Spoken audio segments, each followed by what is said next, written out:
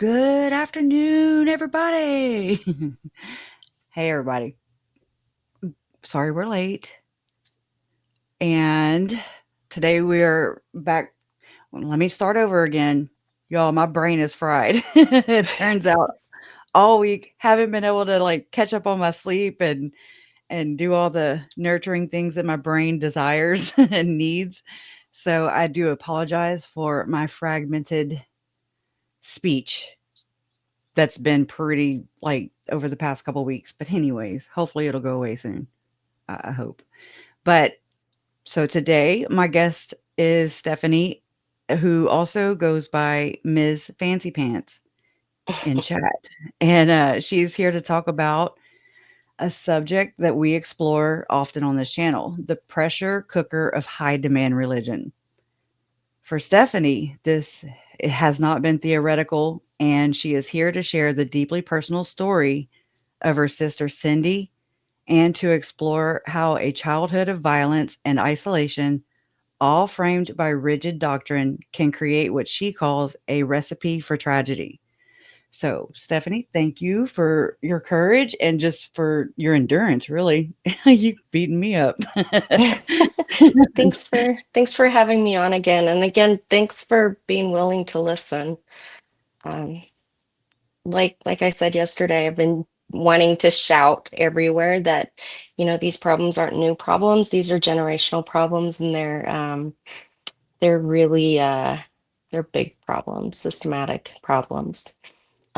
So before we really get into anything today, I want you to just sit with me on this fact that this is a really complicated subject.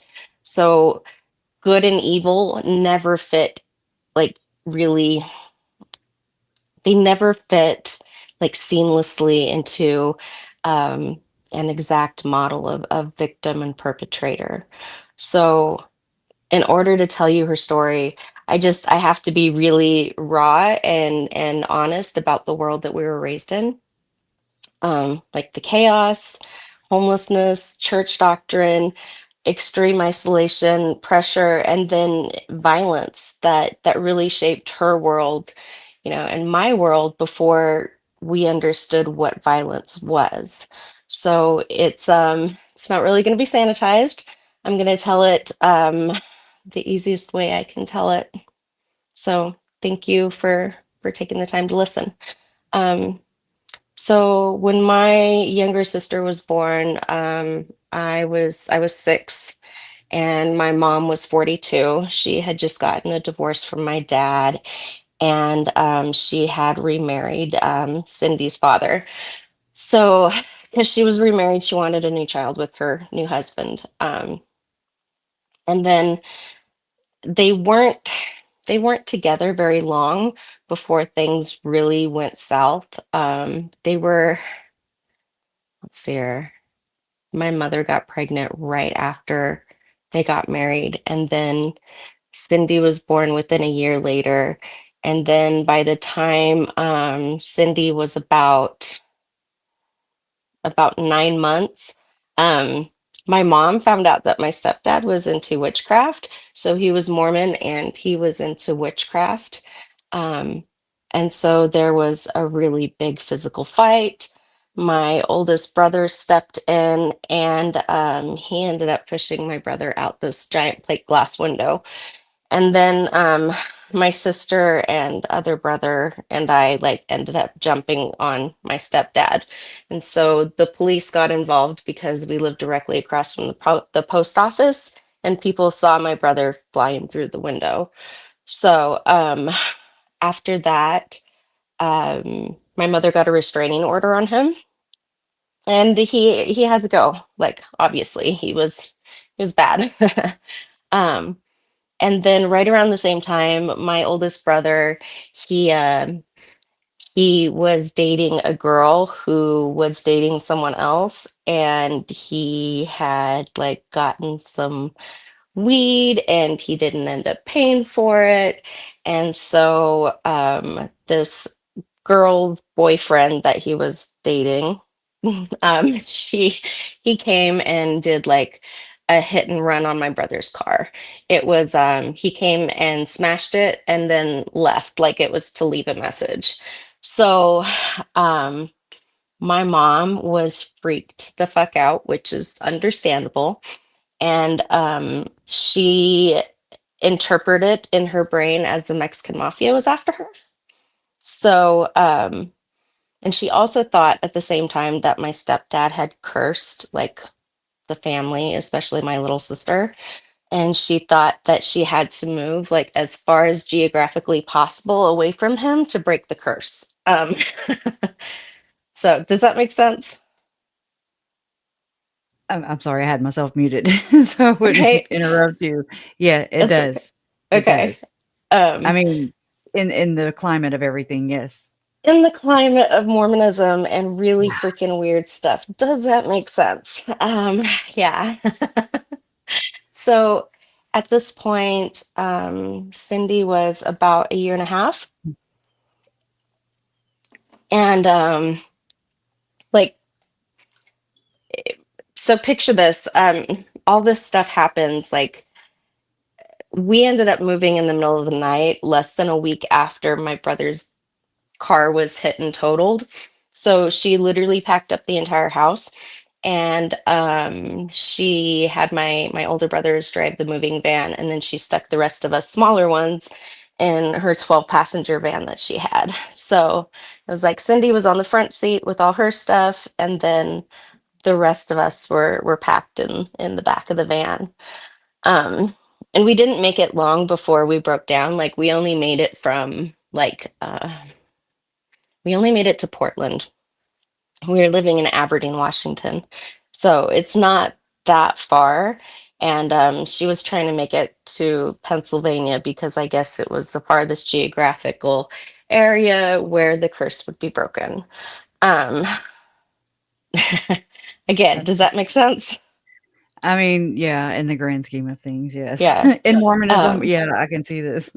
right. So in Portland, when the car broke down, we ended up staying in what's called Portland's Tent City. It's a really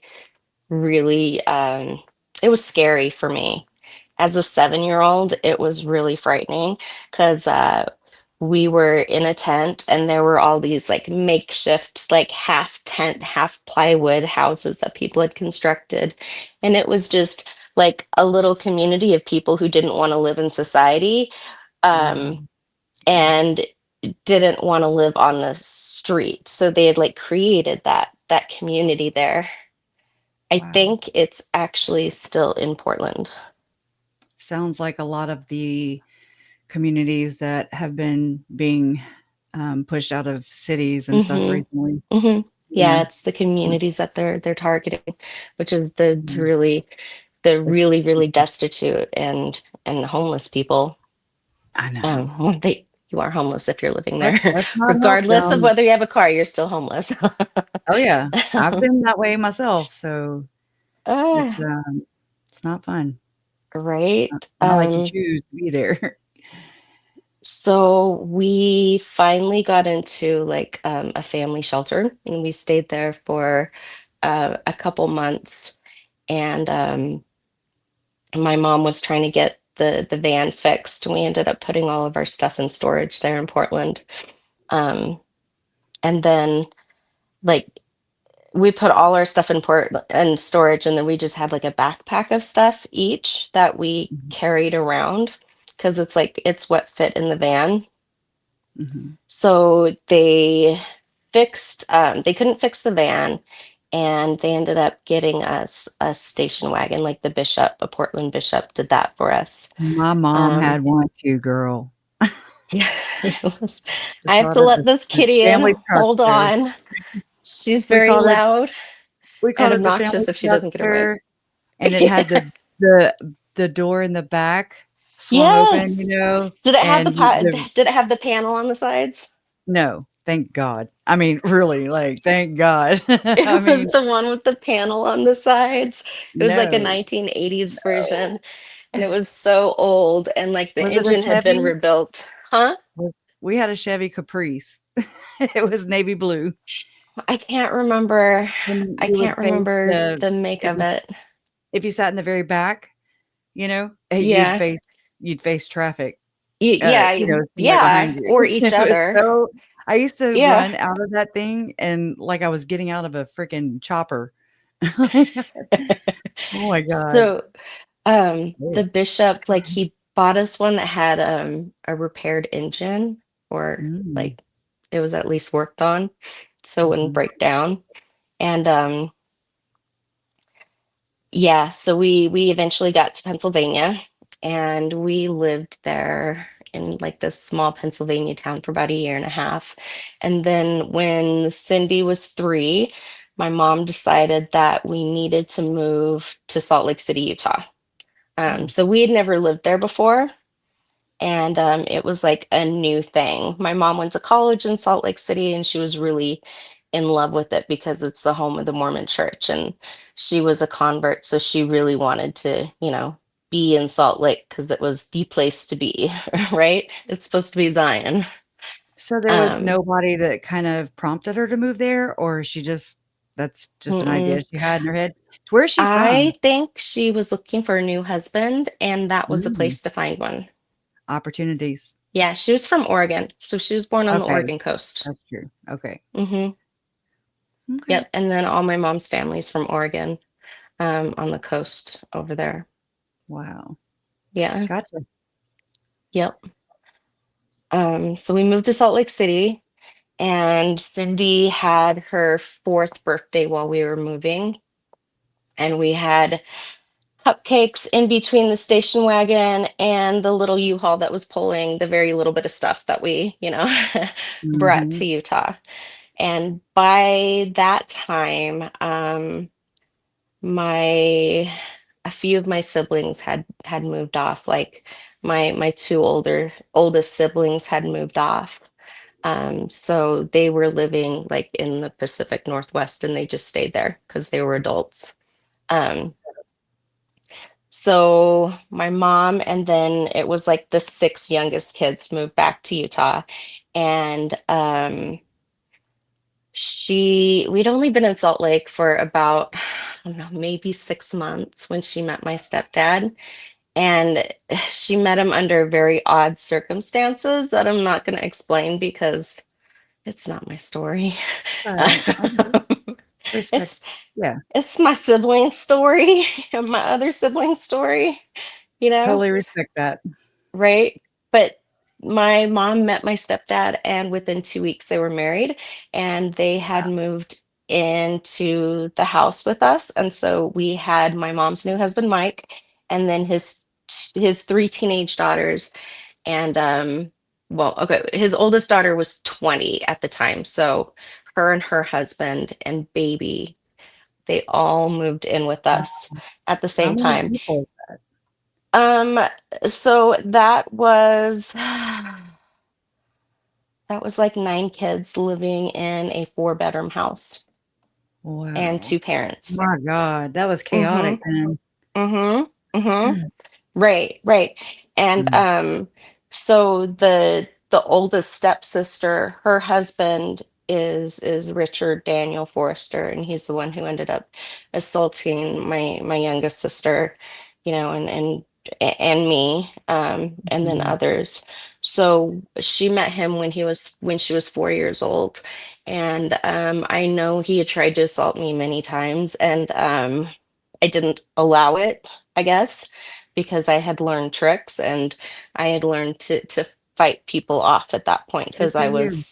I was 10 at that point, and I was mouthy. Um, I was mouthy, and I was my own person. So, Proud of you. um, Good for you. That's a defense right, mechanism. it Mhm. really is a defense mechanism. Um, but it didn't keep him from preying on my youngest sister, and I know that he did. Um, Hmm. so it's really That's frustrating because I had told people repeatedly what had happened and what he was doing. And I was ignored repeatedly and told that I was exaggerating it or I was misinterpreting the actions. of course. Um, right, right. I mean, Um, yeah, nothing else logical, you know? So the year Wow. that my mom married my stepdad Mike, and moved everyone in was the year that my older siblings graduated. So it was the year I turned 11 and they took me out of school. And it was the year Cindy was supposed to start school. So they decided, because I had a big mouth and I was telling people what was going on at home, that none of us were going to go to school anymore. So Mm. um, they took out my brother, who was, he's 5 years older than me, and then my sister, who's 3 years older than me. They took me out of school, and then they didn't ever allow Cindy to start school. Um, yeah. So, That's nuts, but we didn't have the mhm. regulation and stuff that we have today. Yeah, we still don't have regulation. Truancy, right. There is still no regulation. There is still no Man, oversight. Um, interesting. yeah, so we did mistletoe sales and then we lived at the business habitat for a while. That was it was about a year and a half also total that we like worked at the business habitat and lived around there. Um, so by the time I was 13, they had decided that they wanted to move to Oregon for the warm weather. So they were going to move to Oregon for the warm weather, and we were going to live in a tent in a campground, and we were going to, like before we came back from Oregon, gather the mistletoe, and then we'd rent a house because in Utah, it's too cold to live in a tent. Um, Oh my it's gosh. just it's not possible. Yeah. So I want you to keep in mind that that is my little sister's life. Like from birth, like Wow. she was smacked in the face for biting when she was an infant and breastfeeding. Like Mm. she was she was spanked. Um, my mom, she continued to really use smacking in the mouth as like a punishment when she didn't like what you were saying. Um, I don't know if it was better than soap or not. She used soap for a while and then she just like switched to hitting. It was interesting. Oh man. Um, yeah, right. So right around that same time, my oldest brother was 16. Like, oh gosh, it was right before we left the business habitat.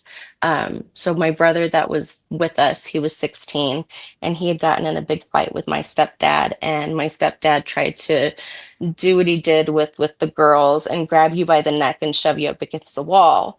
Well, Brian, when he did that, sorry,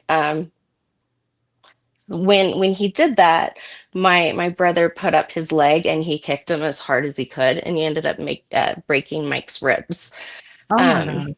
mhm. Wow. So because of the violent fight, Brian went and stayed somewhere else, and that is when we packed up and moved, and they just abandoned him in Salt Lake, and we moved to Oregon and did that crazy crazy homeless stint. It was insane. So, like, Cindy's seen all this stuff, right? Like, your brother's there one day, and then there's this violent fight, and all of a sudden he's gone. And she's like 5 years old, 6 years old at this time. So it's really traumatic. And it's Hectic also, and chaotic. yeah, yeah, it's hectic and chaotic. You can never, like, get your grounding, like, plant Hmm. your roots, I guess you could say. Right, right. Mm. Um, So she never got the chance to go to school. She never went to preschool. She never went to any type of school. And the homeschooling that we did, it wasn't the fun Pinterest stuff that you see. It was, if we were lucky, we got old used textbooks from DI. And then, like, I would teach Cindy a lot of stuff. So Wow. that's really how she learned, was by me and my sister that was just older than her, teaching her. So Yeah. yeah. That's wild. I mean, it's also making me I'm reminiscing about my own childhood, as you're going through this, so It's like it's so crazy and chaotic that It it's is. really hard to piece together like a cohesive story that makes sense to other Yeah. people, you know? Like there's so many moves that I had to like I had to list it out and I'm like, okay, this was this was this was then. Like I've got some documentations and pictures and other stuff that helps me correlate the date. And then I have siblings that I can, bounce stuff off of, but Mhm. it's really hard to remember it. And when you're raised in an environment like that, it creates a really chaotic brain. Okay, yeah. Um, But, I mean, I think it's important, though. Okay, let's say you were to write a book or a story, just for mhm. somebody to follow. I don't think that you need to put it in a timeline or in a way that you think people would comprehend it, because I Because think it's you really wanna hard to take them follow. There's a lot you of would have to characters. take them through your experience, and it Yeah. was chaotic. You never were able to plant roots. You never were No. able to just be a kid, ever. Yeah. Yeah. Everywhere No we went, roots. we were doing some sort of work for somewhere. Mm, Um, we were living at a at a campground in Oregon. It was like out of Alsea, Oregon. And the ranger somehow took pity on us because my older sister really wanted to be a ranger when she grew up. So uh, he took pity on us and somehow let us stay in an abandoned Forest Service compound. Um, it was pretty empty, but I think my parents were supposed to do the inventory and work, but my parents actually had my sister and I do the inventory and work. My sister, that's just gotcha. older than me. Wow. Um, What about yeah, so your brother was how much older? Or he's five okay, tell years me, older. then He's you 5 years okay, older. and And did your then he's stepdad only 17 months older than my other older sister that I speak about. were they harder on the girls than the boy? Hmm. Or was it just one Hmm. boy? Oh yeah. No, it was four boys and four girls Okay, that my mom had. gotcha. But she was definitely harder on the girls than she was the boys. And Ugh, the boys had a lot more wiggle room for mistakes. mm, It was really frustrating. I Like bet. the boys were allowed to play instruments at school and we weren't ever allowed to do that. To And have maybe it fun. was just Or not I even don't have fun, know. but just to express yourself in any shape or Right? form. Like my mom didn't want the noise in the house after a while, so she's I like, "Yeah, mean, I get no." it. I get You know it. what? It's not my fault that she popped out eight children and I was like the Exactly, seventh of the eighth. Did I exactly. ask to be born? No. I mean, Right? How many Mormon times, doctrine says I y'all chose it all ahead of time, but how no, I many did not. I've used this against my own mom. I'm like, "I didn't ask to be here," you know? But Right. it doesn't anyways, it's a no-win argument. Right. But, Um, you're right. We don't ask to be born, and our children didn't ask mm-mm. to be born, but, I wish I would have been a better mother, but You this have to be comes the with the best mother that you can generational be. And with the then tools you have. yeah, Yeah, you have to teach your daughters that they have to be just a little bit better than you are. yeah, That's what I tell my oldest that has a baby, just be a little bit better than I was. And that's how we change our world, is if every mom mhm, tries to be just a better mother, for their children. yep, I So I agree. think that's what's going to change it. Um, yeah. Well, So, like, in our household, it's like it was really hard because we lived with adults that were just like they were just barely keeping their own heads above water. And mhm, then there was a shit ton of kids to take care of too. So, yeah, it was chaotic and violent and it was like there were nights where like we only had ramen that day and we had so much food. So you had a packet of ramen for lunch and you had a pack of ramen for dinner. And then I was pretty resourceful and I would like when we lived like in campgrounds and stuff and at the ranger station, I would listen like literally disappear into like wherever I could so no one could find me. And I'm like, oh, sorry, I'm missing. Good Had to go find idea. some huckleberries. You gotta find me first. Right? I was Yeah. hunting berries. I was hungry. I Um, thought we were playing hide and seek. Damn it. right? I Bobby don't know. I didn't think, Bobby didn't come get me or whatever. oh gosh. Mm-mm-mm. Yeah, I was always running off. It I was don't a blame you. habit. Like I Krisha, I remember What? when we were moving from Washington to Pennsylvania, I stuck up this handwritten sign in the back of the station wagon and Oh, it said, no. "Help me, I'm kidnapped." Oh my Um, god. And you just kept trucking down the damn highway, huh? yeah, no one helped. Oh, So that man. sucked.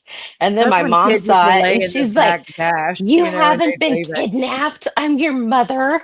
Yeah. Um, the Yeah, funny well, thing is act though, like it. the funny thing is though, actually, I learned that each of our moves were actually sparred on by child services investigations. So she actually was Oh, kidnapping us. Um, I was just a really intuitive kid. yeah. That's probably due to your abuse. Right, right. Mhm. Um, yeah, I didn't like being hit, and so I was gonna Right? tell as many adults as I could. And I did.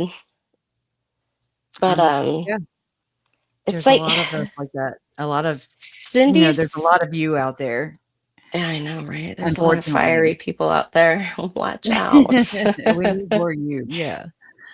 Not the way But that it's you got like here, but Cindy, she seemed to be really quiet. She was an introvert, and it's like she took all of this violence in, whether it was geared at her or not. And wow, it's like she kind of just shut down inside herself. And like disassociated. I remember her getting so excited about getting it was like a cute notebook from the dollar store. And it was literally from the dollar store. And she was so giddy and like giggling like a little girl because she finally got a gift. And when I look back on that, Mhm. like it makes me so sad for her, you know? Right. Yep. That's heart-wrenching. It And it is. also reminds me of your prairie dress you got for Christmas, which is Yeah. heart-wrenching. Yeah. Um, Mm. so you grow up in all that chaos as a kid, and then you go to the Mormon church. And when that happens, it's like it's the only stable thing that you have in your life. And so you cling to it, and it looks like the truth, and it looks like your future, and it looks like everything you want. So it makes Yeah. you really want to try to fit into the mold that they want you to fit into. Mm, Um, terrible. sorry, my I nose can is see that itchy. though. Mine does that too when I'm live for some It's reason. like my tears want to well and my nose starts itching Oh, and then yeah, I get the I get tears to it. go away, but the nose is still itching. Mhm. So sorry. No, don't be sorry. You do you. Okay, good. Um, You gotta scratch it, do what you gotta do. okay, good. We'll laugh Um, at you. No, I'm kidding. you can laugh at me. You can laugh I at laugh at me. myself, right? Yeah. Someone will take a close up, I'm sure. And they'll be like, oh, what was Stephanie doing? They always get you a screenshot, you know? They'll always, yeah, they will. Mhm. Um, but it's like in amongst that chaos and that violence, it's like Mormonism handed out like these answers in a nice neat little package, and Mhm. everything is clean. The Mormon church is clean. You get to Yeah. wear clean clothes to go to church, right? Like, it's interesting how much people take for granted like a shower. Like Right. a shower and a house over a roof over your head. It's like it it leaves you on fight or flight. All the time.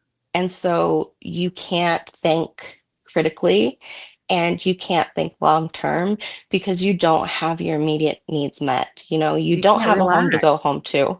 You know, you're not safe. Like if it starts Right. raining hard, you know, your tent's going to leak. It's going to get muddy inside. Someone's going to get pissed off and their stuff is going to get ruined. And then it's going to start a fight. And then we're going to have to Mm-hmm. sleep in the new van that my parents had bought because they would sleep in the van and my sisters Wow. and I would sleep in the tent.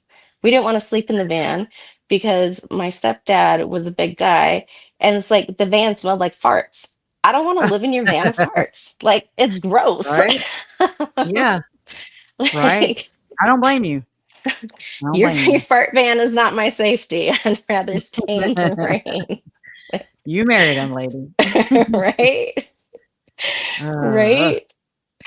I'm so sorry. I just wanna say I'm It's sorry on behalf of humanity, okay? yeah, it just Ah, you shouldn't have had to do that at all. None of you. it makes me wonder why, with all these programs, you know, no one stopped and made my mother get help.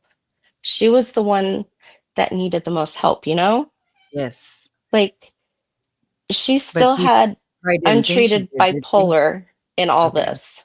I'm pretty sure like she had untreated bipolar because she thought the Mexican mafia was running after her. And she really truly believed that the Mexican mafia was after her and was going to get her and that she was being monitored. And Mm. it was weird as a like a little kid, as like, I don't know.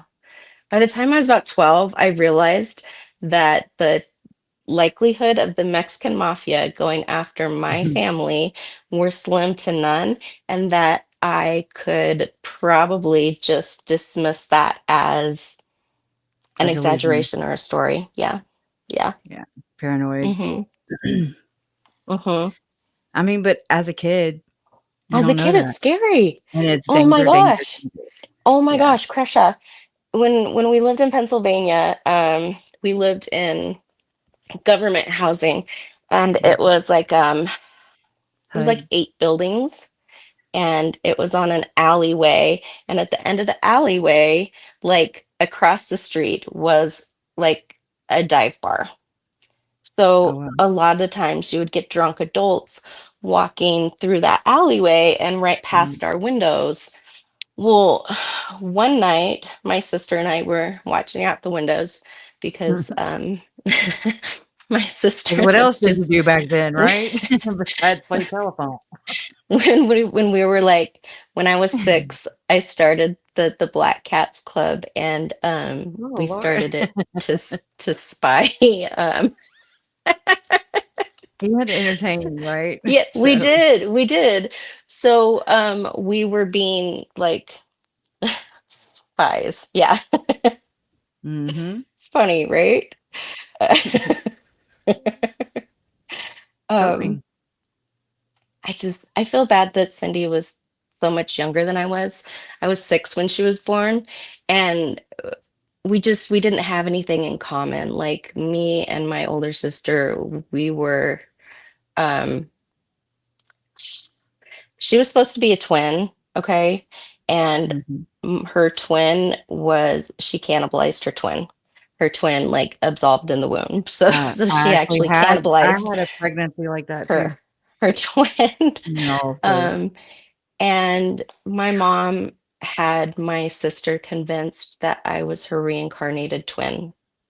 Um, okay, that sounds awful familiar. so we have always been extremely, extremely close. And like I said, we still are to this day. I talk to her every single day. And if I don't talk to her, I feel weird. And she's like, "Are you still alive?" And I'm like, "Unfortunately, yes." Oh, No, I'm Stephanie. kidding. I I'm know. kidding. Um, but I feel bad because she didn't she didn't have someone that was her age that she was really bonded to like that. Um, I would play with her and try and teach her and try and Mhm. boss her around, um, because I was 6 years older, and started out with me playing teacher. And if you're going to listen, when I was going to school, they still slapped hands when you weren't listening. Mhm. I got whipped by the So, principal. oh gosh, right? So I'm Oh. like, you will listen. I was so mean to her. Oh my gosh. Oh. I was It so mean to reminds me of her. my brother too, like but I Um, mean, he was like my live baby doll. it I wasn't it alone was a little anymore, bit like like my yeah, live baby doll. Yeah, yeah, yeah. exactly. And my No mom strawberry was shortcake. the No, I'm only sorry, I time went yeah, the only time my mom like spent with my baby sister really was when she was breastfeeding her. The rest of the Mm, time, like the girls had her. wow. So, yeah, I mean Which is when very common, I mean, in larger families mostly. mhm, Well, not mhm. really, it can also just be 2 children, Like you know, my so oldest sister was more of a mother figure, I think, to me mhm, than my actual mother was, because she's the one that would actually get me ready for school in the morning. Like I remember her getting me ready for school, brushing my hair, making sure I had a bath, putting my hair in aw, ponytails, making sure I had matching shoes, fixing you you know? food here and there, Yeah, yeah, making sure I mhm, ate. And it wow. was it was Becky that I remember doing that. And I'll say Becky's name because she passed away in Oh, I'm sorry. 2022. Yeah, I Sorry lost for her to your loss. COVID. Oh, Yeah. so sorry. Um, Mm, but like by the time Cindy was a year, Becky stayed behind in Washington. She didn't want to go. She fought to stay behind. She actually ran away and my mom and hid so my mom couldn't find her. Um, So she didn't have a Becky and she didn't have a best friend built mm, in, you know? yeah. Like my brothers are really close because they're close in age. But yeah, it's like I thought she was done having kids, and all of a sudden, like boom, 6 years later, everyone else is spaced like 10 months apart, 17 months apart, less than two Mhm, years apart, right? And then there's Cindy 6 years later. wow. Um, yeah, Mhm, right. yeah. Um, So she kinda got left behind? yeah, she really got left behind. And then when I ran away from home, she was about to turn 10, and it was just her left at home. So Did that make you it feel was guilty? extremely guilty. Extremely guilty. Yeah, Yeah, yeah. But it was the only way that I was going to get out alive too, and I knew that. right.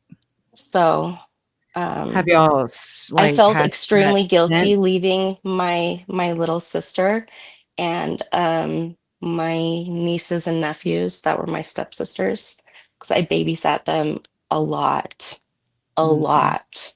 I cared for them probably more than their own mother did. Was it Um, because you wanted to or because you were made no, it's to? because Or I was both? made to, Okay, but I wasn't going to let a little baby go without care. Like right. my stepsister is disgusting. Her house is disgusting. It looks like it belongs on an episode of Hoarders. And my sister that's just older than I, we would go to her house every time she got an apartment, like every couple months, and we would clean, and it would be piles of trash and Wow. piles of laundry and piles of trash and laundry and dirty dishes mixed together. One time I found a used condom on her Oh, floor. hell no. Um, Nope. it was disgusting. It was That's disgusting. nasty. There's moldy dishes everywhere. Like, and she had her children in this. And then she would wonder, why did my kids get hand, foot, and mouth? I Let me don't tell know. you. Let me tell you. I mean, I don't Look at have your a fucking surroundings. clue. No clue. Right? Right. Mm-mm. Stumped over here, So, stumped. hmm so my Hmm. sister and I were like, that's disgusting. And we would have to clean her house like So she every just wouldn't single keep it time. up. Y'all would, get No, her kinda back on she wouldn't track keep and it then up. Like, yeah. I know depression is a real thing, but that is just laziness, and It's that's also like it's unresolved, like, trauma, usually. That's what I learned what hoarders kinda girl, were. I got unresolved trauma. I don't live in filth. You know? I get it. Just It's trying to yeah, come up with with answers. I right. do. And I this do. is the same stepsister and brother-in-law that the brother-in-law tried to Oh, gotcha. assault me. So I had been around them. I had been taking care of their children, cleaning their house. I never got paid. It was Mm. always just expected, like Mhm. expected. It Wow. was really weird. So when I left, yeah, it just left her with my mom and Mike. And then I know from time to time that Mike's oldest daughter, the one married to Richard, that they would move back in with my mom and stepdad from time to time, and they lived with them several times after I'd left. And so they continued to knowingly expose Cindy to her predator. They like it's like they didn't care. They didn't believe me or they didn't care, even though they Mhm. knew like they knew this guy had a history. Like it Yeah, turns out this guy has a juvenile history for assaulting his sister. So they actually knew this ahead of time too. yeah. Um, he Oh, moved to Utah for a Marissa wants fresh to know, start. how old were Sorry. you when you left escaped? It was 2 days 16? before my 16th birthday. Okay. Hmm. Sorry, I Yep. just wanted to catch that real quick. Yep. Sweet 16. Yeah. Right? Um, for Phew, real. emancipated. That was my goal. And then I realized how much school I had to do and how much I had to figure, like, I had to catch up. I was so behind. Like, you've no idea. I was so It's just behind. too much on a 16-year-old's plate, man. Like, I wasn't Yeah. thinking about these things. I'm not saying I had, like, a grand life, but I didn't have a crappy one, apparently, So I had my needs were met, just I not emotional. I've created a better life for myself and definitely for my kids. That's awesome. So I Breaking I, that I didn't cycle. stay in it. Um, yeah. So when let's see here, when Cindy was a teenager, I think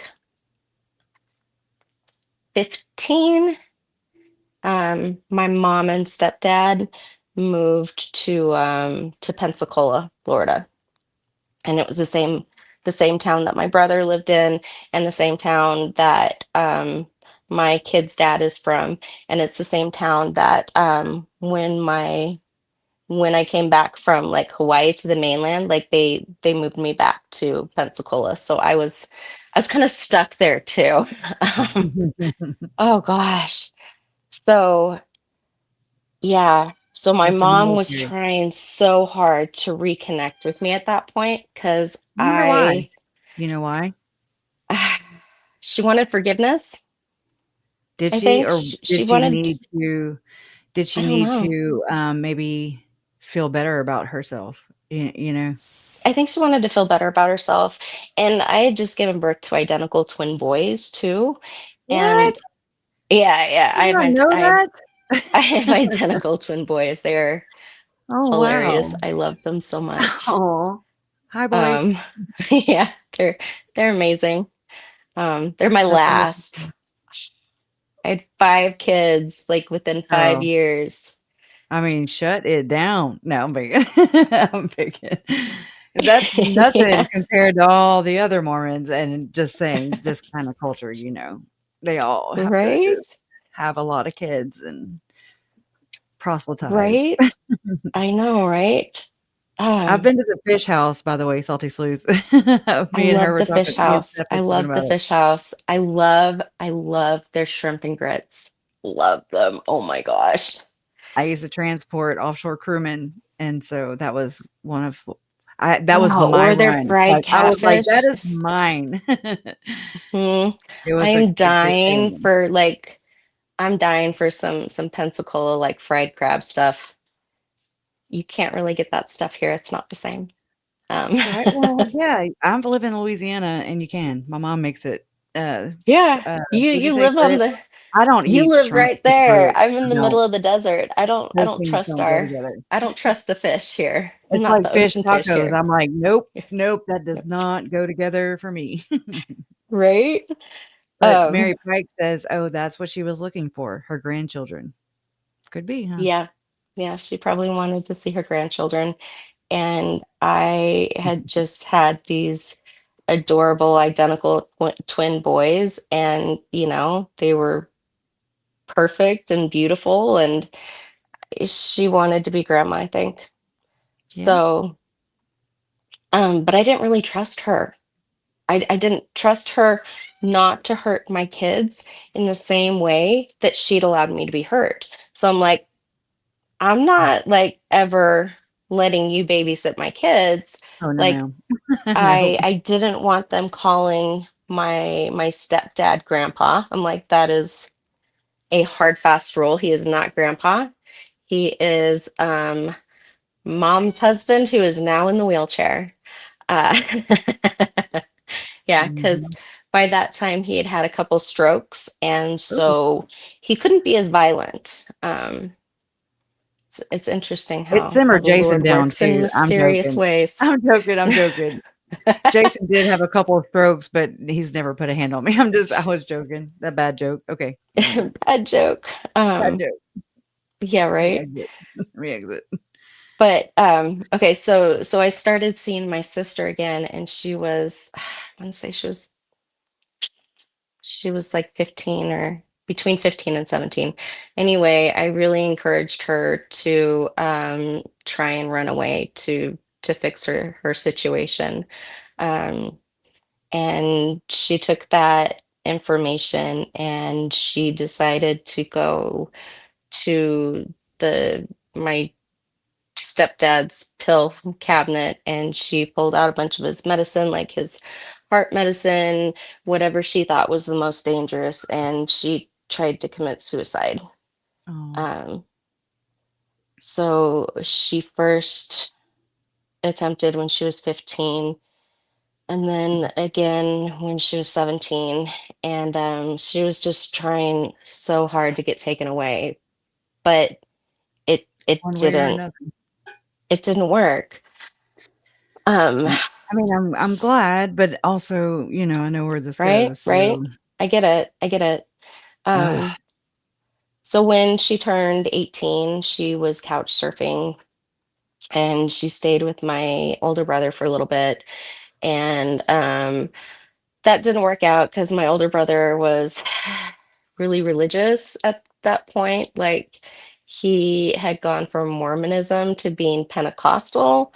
Like Awesome. I don't know how you make that slide. I It's mean, a strange, it's more dramatic one frying slide for pan him. into another, and that's Right? Right?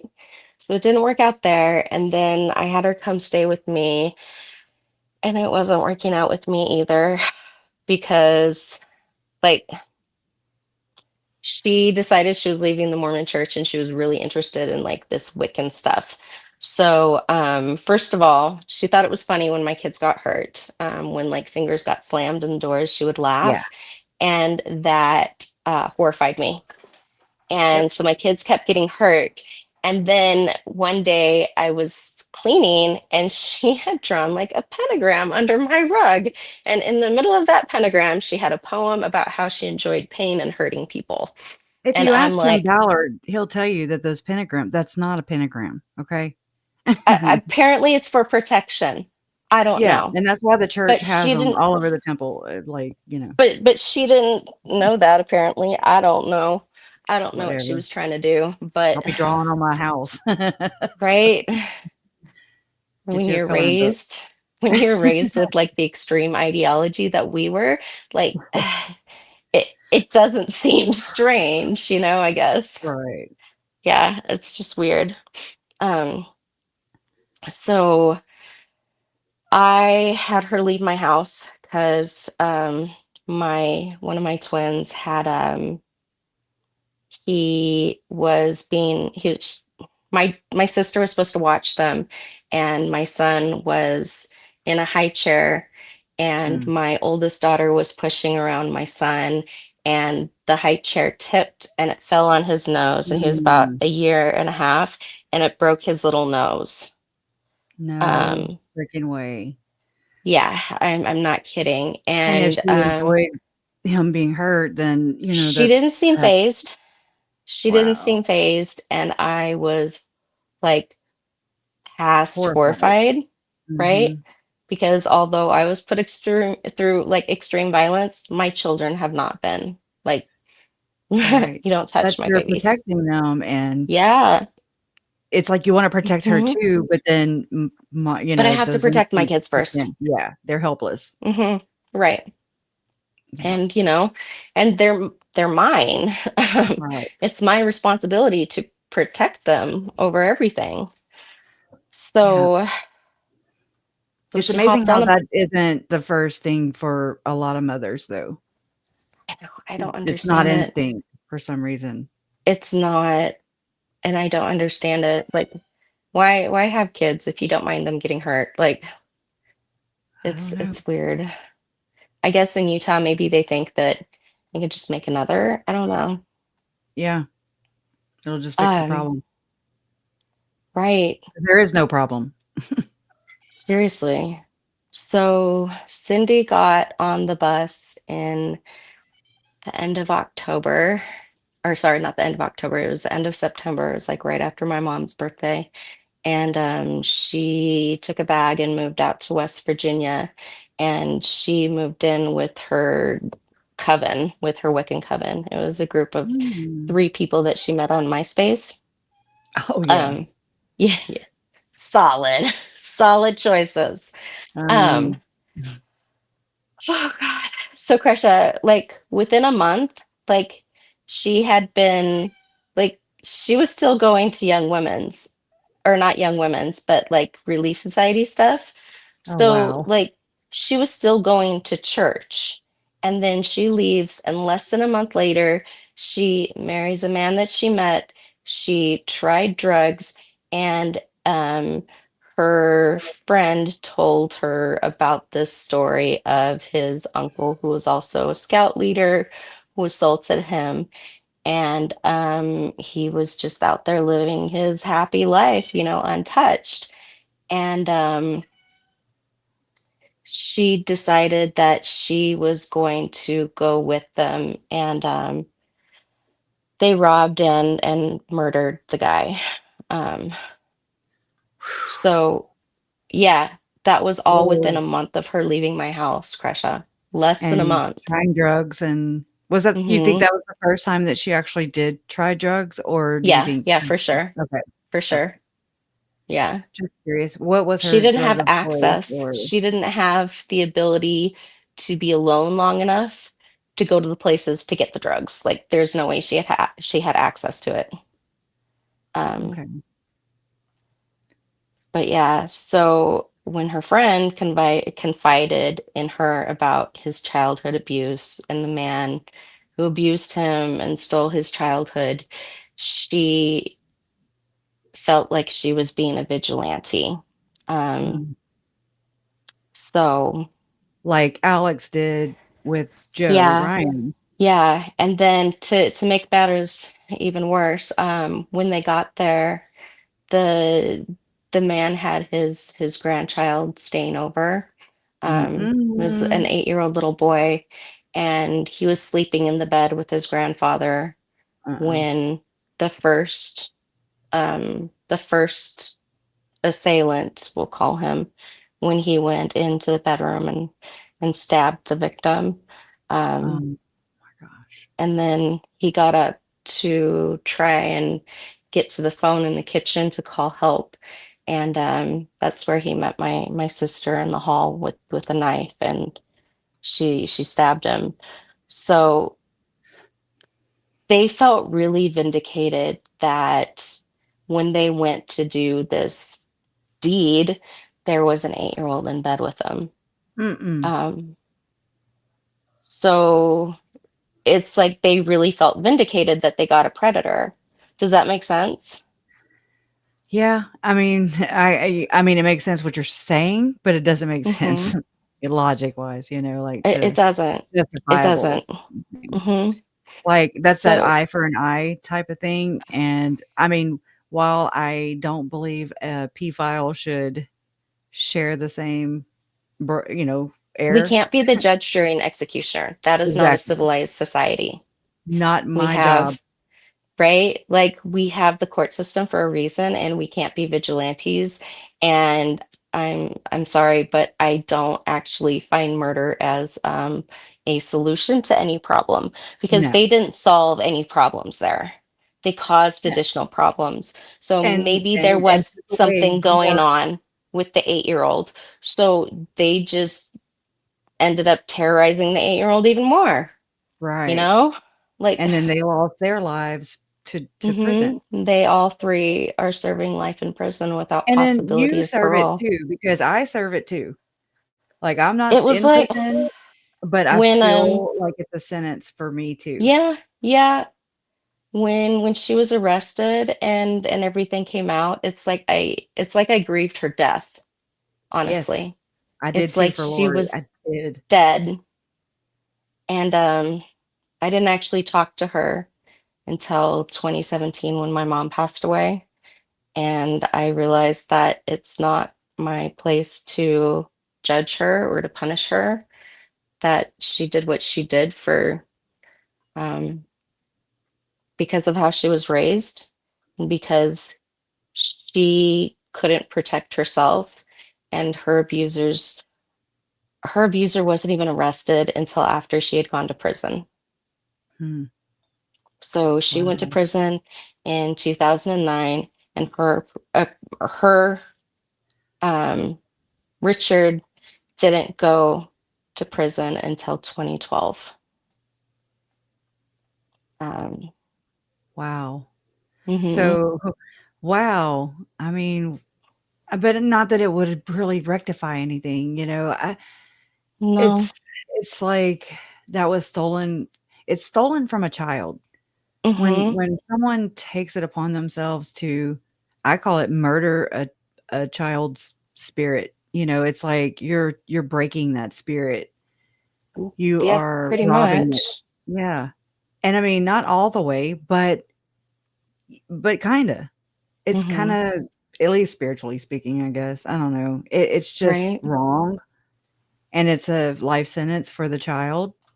Mhm. It's It a is. It and really everybody is. around the child, because they grow up, they become mothers, they become fathers, they become uncles and cousins and aunts, It and you know what I mean? plants it Yeah. plants this seed of rage when in the scriptures God commands murder, right? In the scriptures. In And Mormon scripture. violence. Yeah, right, in Well, I Mormon mean, scriptures. well, yeah, in regular Like, well, scriptures too. in the Bible too. In Yep, the Bible too. I checked Um, myself. but like the victims are never protected, and it seems like in every church, predators are moved and the crimes are covered up and the predators are forgiven. And I know that like if my sister's predator was put in jail, you know, when she was a child, when she said, "This is happening to me, I need help," Mhm, instead of, the bishop moving them again, uh, mhm. And instead of it mom wouldn't have being a caused mom, this. Right. so many things failed you and your Hmm. siblings as children, I period. think, I think when you teach a child that theology, right, and then you add in that chaos of never That's having anywhere generational, stable, for um, real. and then you add in excuse me, the level of exposure to violence that she was exposed to, like her entire life, like Mhm. it's not just like Desensitized a her. mystery, right? It It desensitized her. Like created it is it. a recipe to create these these Ruby, murderers. Jody, Lori, Alex, I Mhm. mean, Chad. I mean, these are Mhm. just off the top of my head. So, right? Okay, like statistically, female murderers are less than 5% of the murders, right? wow. It's very, very rare. And then within those statistics, those women that do murder, they usually poison or suffocate or try and choose a non-violent way to murder. Hmm, Um, so it's really, really rare to for females to murder with knives or with violence. hmm, Yeah. that's interesting. Or like Lori, and you murder by proxy. Hmm. Yeah, most murder by proxy. She's Mhm. like, no, I gotta get my rage out. Um, Yeah, I just got my nails done. right? Mhm. So if we look at like the popular Mormon cases that happened, like for Mormon murderers, okay, so female murders are uncommon, right? And then Mormon female murderers should be even more uncommon, right? Allegedly. But there's a really high number of female Mormons who end up murdering. Like there's Lori Daybell, there's Jennifer Gledhill, there's Corey Richens, Catherine Allegedly on the Corey and the Restelli, Shanna Gardner, allegedly. right? Shanna Gardner, Tony Fratto, Brenda Jodi Arias. Lafferty, Jacqueline Well, Brenda was LeBaron. murdered.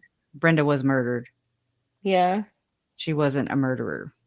Oh, she wasn't a murderer? Oh dear, I had No, that she wrong was then. the victim. Right? The Lafferty brothers murdered her Yeah. Oh gosh. and her Jeez. daughter. Yep. Anna LeBaron, like her dad, and he had some of the females in that in his little cult or Mm-hmm. whatever they murdered. Jacqueline is the one that they tried for murder. The one that was the one that was convicted of murder. Jacqueline? Who's that? Jacqueline Oh, LeBaron. okay. Gotcha. I was like, "What?" Yeah. Yeah. And Shanna Gardner, she's the one about the Mm-hmm. Microsoft, Mm-hmm. Her parents executive. own Stamping Up Here, and Yes, she was married very to a funny. Microsoft executive, and she planned his hit. It gives me so the vibe of Melanie Boudreaux and Brandon Uh-huh. Uh-huh. and that whole thing. Right? And it Like comes full with the funeral potatoes. I No talk. know. I'm like, It's "No, like no, no." it's like everyone sees them as these sweet, obedient, soft-spoken Mormon women. And then, suddenly they become a murderer, like Lori, and you're like, what? Um, Yeah. It's wild. but it's like we have a lot of women that seem to snap under the pressure cooker that the church built here I always in call it a Utah, busted especially. can of biscuits is what I say. Busted can of That's what it's like. biscuits, yeah. Mhm. It's Yeah. it's just waiting to implode or explode. Either way, it's deadly. It can be. It really is. It really is because um like Mormonism protects like a very specific kind of man, okay? Like they want Mhm. the repentant person. Doesn't matter if they're a predator or not. They want the church serving Pa father or patriarchal. or the prodigal son who needs Oh, forgiven, right? no. Or the Yeah, Bishop's Project that has so much potential that they're just not quite reaching. right. Um, It's like, "Hey, can you take some outside advice, church?" It would do right? you some real good. The kids would be so happy. The kids would be grateful. The kids would be grateful if they could go to church and not have to worry about being preyed on. Yeah, you wouldn't have to worry about, Hmm. declining membership Hmm. because everybody would be banging your door down. Right? Right? Because to So, get good, you do good, and if you do mhm, that, then you're teaching it and you're showing with your actions. That's one thing I've noticed is they talk the talk, but they do not mhm. walk the walk. Talk's easy, the walk's hard. Mhm. But it's very misleading, and Yeah. it buys them Oh yeah, I forgot about these ladies here. I learned about this. Jeffrey Lundgren. He Oh, was in that's the another one. RLDS. His Oh, birthday is the yeah. same day as my birthday, which is awesome. Anyways, but Oh, the RLDS has murderers too? mhm, it's all from Oh my goodness. the Of same course they pole. do. Of course they do. Mhm. Yeah. It's It's wild. it's really wild how Utah creates like so many female murderers because statistically, women are so far less likely to commit murder or violent crimes. Like Yeah. it's just statistically it's not really their, their thing. Like it's usually like if a woman usually does kill, there's usually extreme like context that goes along with it, like long-term abuse, intimate partner violence, or they're protecting a child from getting hurt. It seems like for most female murderers. And Mm. then and then we see And you cases know what like makes it a little Lori. you like, what makes it more deceptive, I believe, is they look like they would not do that They look because of so how they kind and look nice, and and they speak look like you should yes, they that look like you should run to them for safety, huh? yeah, Yeah, it's yeah. so deceiving. Who would have known that Lori and friends, okay, that were Hmm.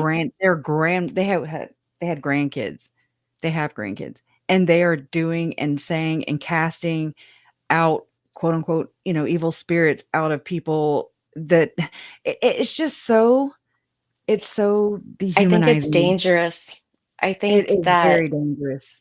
the environment with preparing the people Yeah, and the apocalyptic extreme. prepper Mhm. theology, like when you have that and you combine it with with like talking about dark spirits and zombies and the idea of, of like chosen children and special people, it's like I don't know, it's almost like they're cosplaying Mhm. church.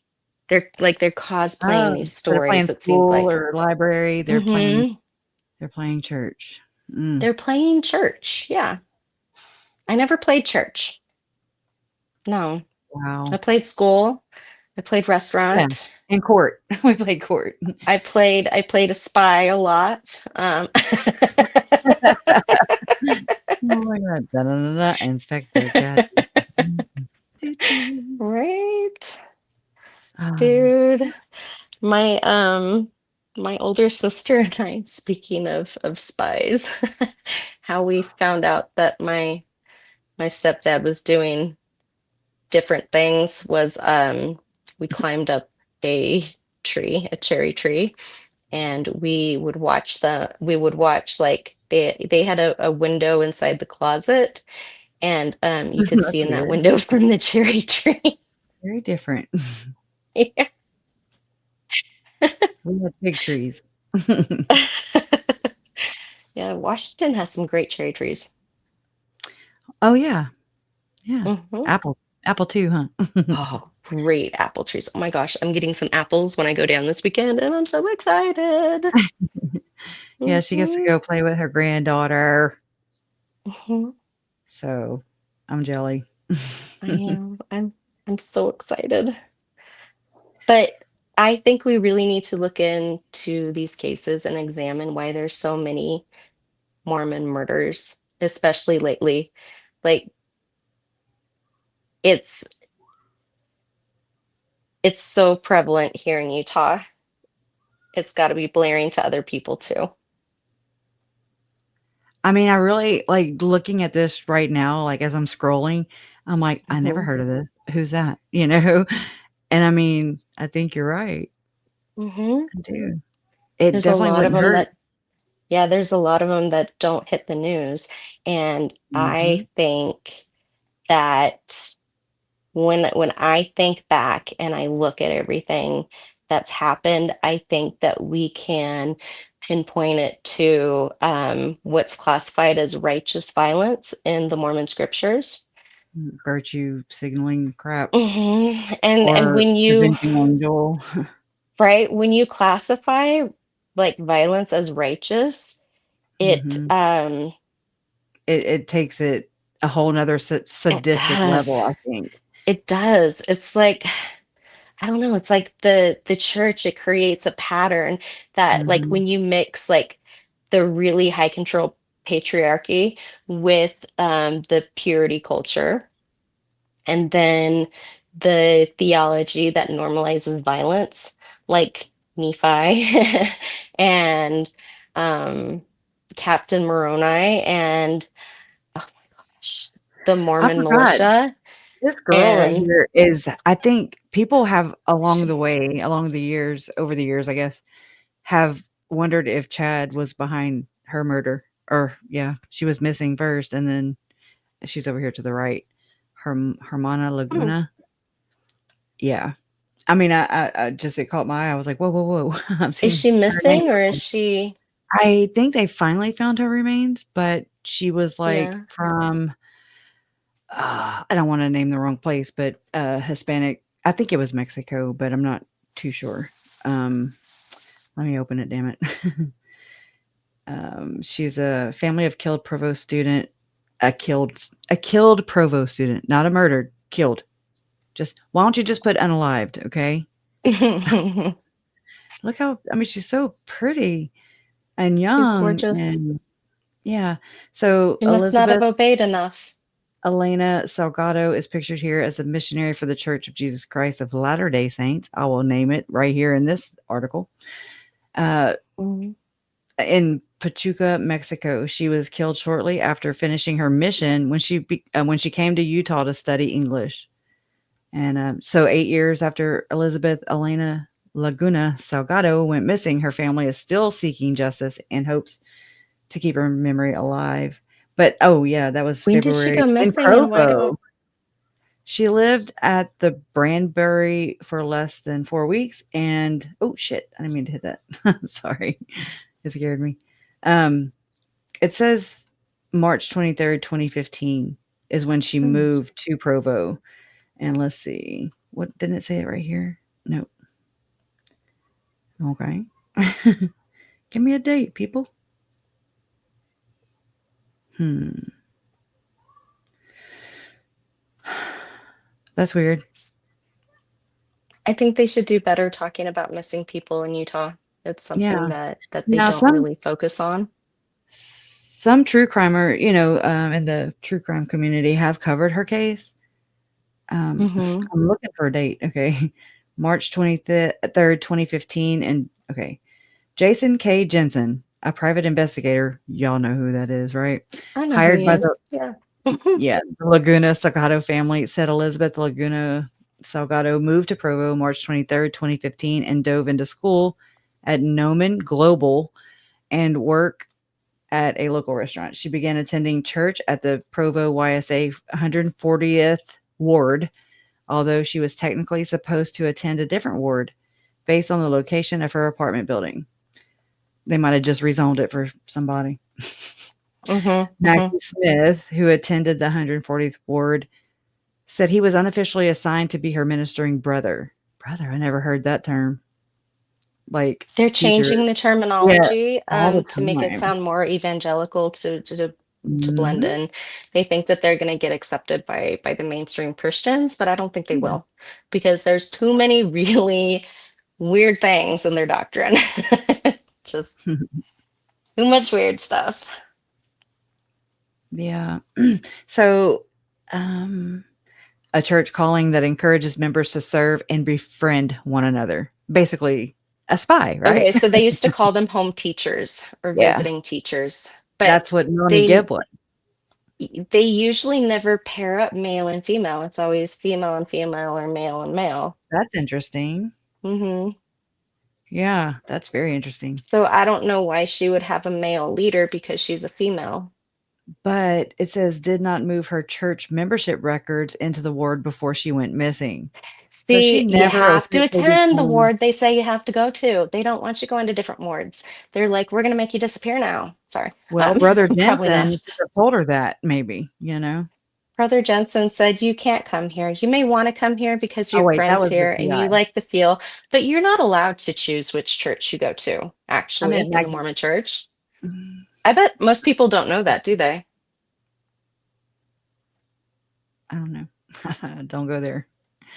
Yeah, so It's if Maggie you go to Smith, Mormon not Jason. church, you're assigned your church building and your fellow churchgoers, like based on geographical location. You can't just pick and choose where you go. Huh. I thought I Mhm. remembered her remains being found, though, so, I mean, this might be an old article, I didn't look at the top, and I'm not about to go there right now. Oh, here we go. On May Yeah. 24th, 2018, the Utah County Sheriff's Office published a statement confirming that human remains found in Hobble Creek Canyon several days earlier were positively identified as belonging to Elizabeth Oh, Salgado. Because her remains were found in an incorporated territory of Utah County, they took over the case from the Provo Police Department, and they could not uh, included no official confirmation of the cause or manner of death, and said the medical examiner would continue to identify them. Cannon said the circumstances of her death have caused investigators to believe it is a homicide. well, Well, duh. DTD. They need a Mhm. pay No raise, right? way. They need, like, yeah, give them some raises Here's and your sign. Give promotions him some and post-it notes with yeah. here's your sign. The good ones, not the dollar store ones. Not the dollar store ones. That's right. Yeah. Cannon said the case has been moving more slowly than police would like. Shocker. He said one of the main obstacles. Don't listen to me, y'all. I'm sorry. I'm cynical. I'm sorry. I In this like your case, commentary. it sucks. Obstacles in this case is the length of time it takes to process and test evidence for DNA and other markers. I wonder if Othram Labs has it. Let's see. I don't Utah know. Cold Case Coalition co-founder Kara Porter emphasized that just because a case hasn't been solved yet doesn't mean law enforcement is no longer working on it. Okay, and I I think wonder some if she folks. met someone and went hiking and things didn't go the way the person wanted them to go and he strangled her. There's a lot of domestic violence in Utah. Yeah, right. And And this there's a says right lot of here. women who are assaulted on dates. Here we go. Anybody that was at the pavilion, sorry, I had smoke, at the church activity that remembers Elizabeth talking to somebody, please come forward, he said. I mean, Chad Daybell he actually moved to Rexburg at this time, It was probably someone right after, from church, and honestly. he was It's probably a Mormon murder. Provo too, is what I'm saying. Hmm. Anyways, so Cannon also invited people who were in Provo in 2015 to consider whether they may have any information regarding the case. One of the things we have to consider is that she was taken against her will, but we also have to consider the possibility that she was taken by someone she knows. Hmm, I bet right? she was lured out there for a date. And he said, let's go for a hike, like so many do. And then they attack the woman on the trail, like so many do. It's like they had to put warnings out in Utah on these, like because it was happening so much. So like college campuses, they put warnings like if you are going to meet someone to go hiking, like make sure other people know where you're going and who you're going with because that's like one of the top ways to disappear on a date here. And I mean, I would love to know when she died, if it was when she was well, I still don't really know when she disappeared. Wait, right here. April 12th, maybe? Jensen said he is particularly interested in information regarding a YSA stake, which is a youth Hmm. It's a youth singles. stake. Yeah, youth Like, singles Jason for, Mao speaks at these things. I guess they're now ages 18 to 35. So that's Oh, the age group that they have there attending in those wards, and they're all going to be single and looking oh, to wow. mingle. So people go to Elizabeth. YSA wards to get married. Mhm. Like Or to that's, listen to Jason Mao talk. I guess so. YSA Uh, stake president I'm sorry, what the hell? I just made all kinds of stuff up. Sorry. So it says YSA stake activity Elizabeth may have attended the week before her death. That's what they want information on. He said the stake was in the Provo YSA 10th stake, met at Kelly's Grove Park at the base of Hobble Creek Canyon on Sunday, April 12, 2015. So about a week later, I guess. And then Jensen Mm-hmm. said that given that Elizabeth Laguna Salgado's body was found in Hobble Creek Canyon, it's possible that the event is connected to her death. I bet That's it is. interesting. I mean, Hobble I'm just Creek is a saying. very, very God, it's got sorry. high traffic. It's used a lot. Wow. So Hmm. they So said it's she also wouldn't have been possible that somebody like, stopped and rolled their window down. Maybe they offered her a ride. Her being taken may have looked perfectly normal. no, I bet she met someone up to go hiking there because Hobble Creek is a very known Okay. area to go hiking. And I think she was lured there by a date, and she trusted that date because the date was Mormon or said they were Mormon. And Mhm. so she figured that they Plus, lived by the same rules and values that she did, and that she didn't have to worry about it. She's too trusting because oh, it's what we're so taught. Miriam Judith Salgado, I can't say all this. Elizabeth Laguna Salgado's aunt was last seen in August of 2021. Her aunt, Anyone too? Yes, what the F? Oh, Anyone with no. any information regarding her possible whereabouts is encouraged to contact the Washington County Sheriff's Office at 435-656-6644. Libertad Salgado said one of the most difficult aspects of this case is that her daughter felt she would be safe in Provo Mhm, because she was surrounded by members of her same faith. You're mhm. right. She said she believes it's likely that whoever killed her was in fact a member of the church because her Oh my daughter gosh, I've not read this before. I know, mostly spent time with fellow Latter-day Saints. This is Because they not the don't only associate tragedy. with non-members that they are not, that they aren't trying to baptize. If you're a non-member they associate with, they're trying to baptize you. I mean, I have chills. So this is not the only tragedy the family has faced in recent years. Libertad Salgado said her sister Miriam disappeared a year ago, and she asked that anyone with information regarding her whereabouts comes forward. I don't know if it's the same killer. I don't know if the same killer was watching her. I don't know, she said. Anyone with any information regarding the possible whereabouts of Miriam, I can't say all that, Figueroa, or is encouraged to contact the Washington County Sheriff's Department office. And then her family continued to campaign for efforts to find her daughter's killer and locate her sister, even as years pass. Mhm. I'm not going to surrender, Libertad Salgado said. I want to find the killer, not killers. That's interesting. I want justice. I 'Cause it's want someone that justice. she went on a date with. But I mean, I'm both like, of them are missing. So it's like, that's so where's weird. Are they the from the aunt? same area? I don't know. Did they I'll have both to, go missing from Provo? Um, I don't know. I'm kind of,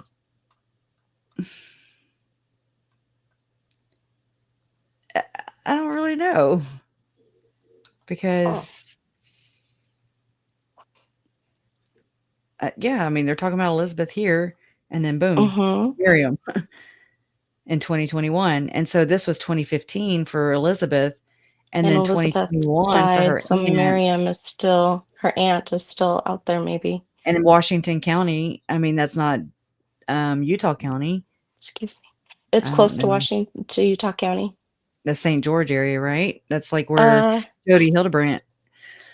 yeah, yeah, yeah. It's just a couple counties down. Washington County is actually pretty big.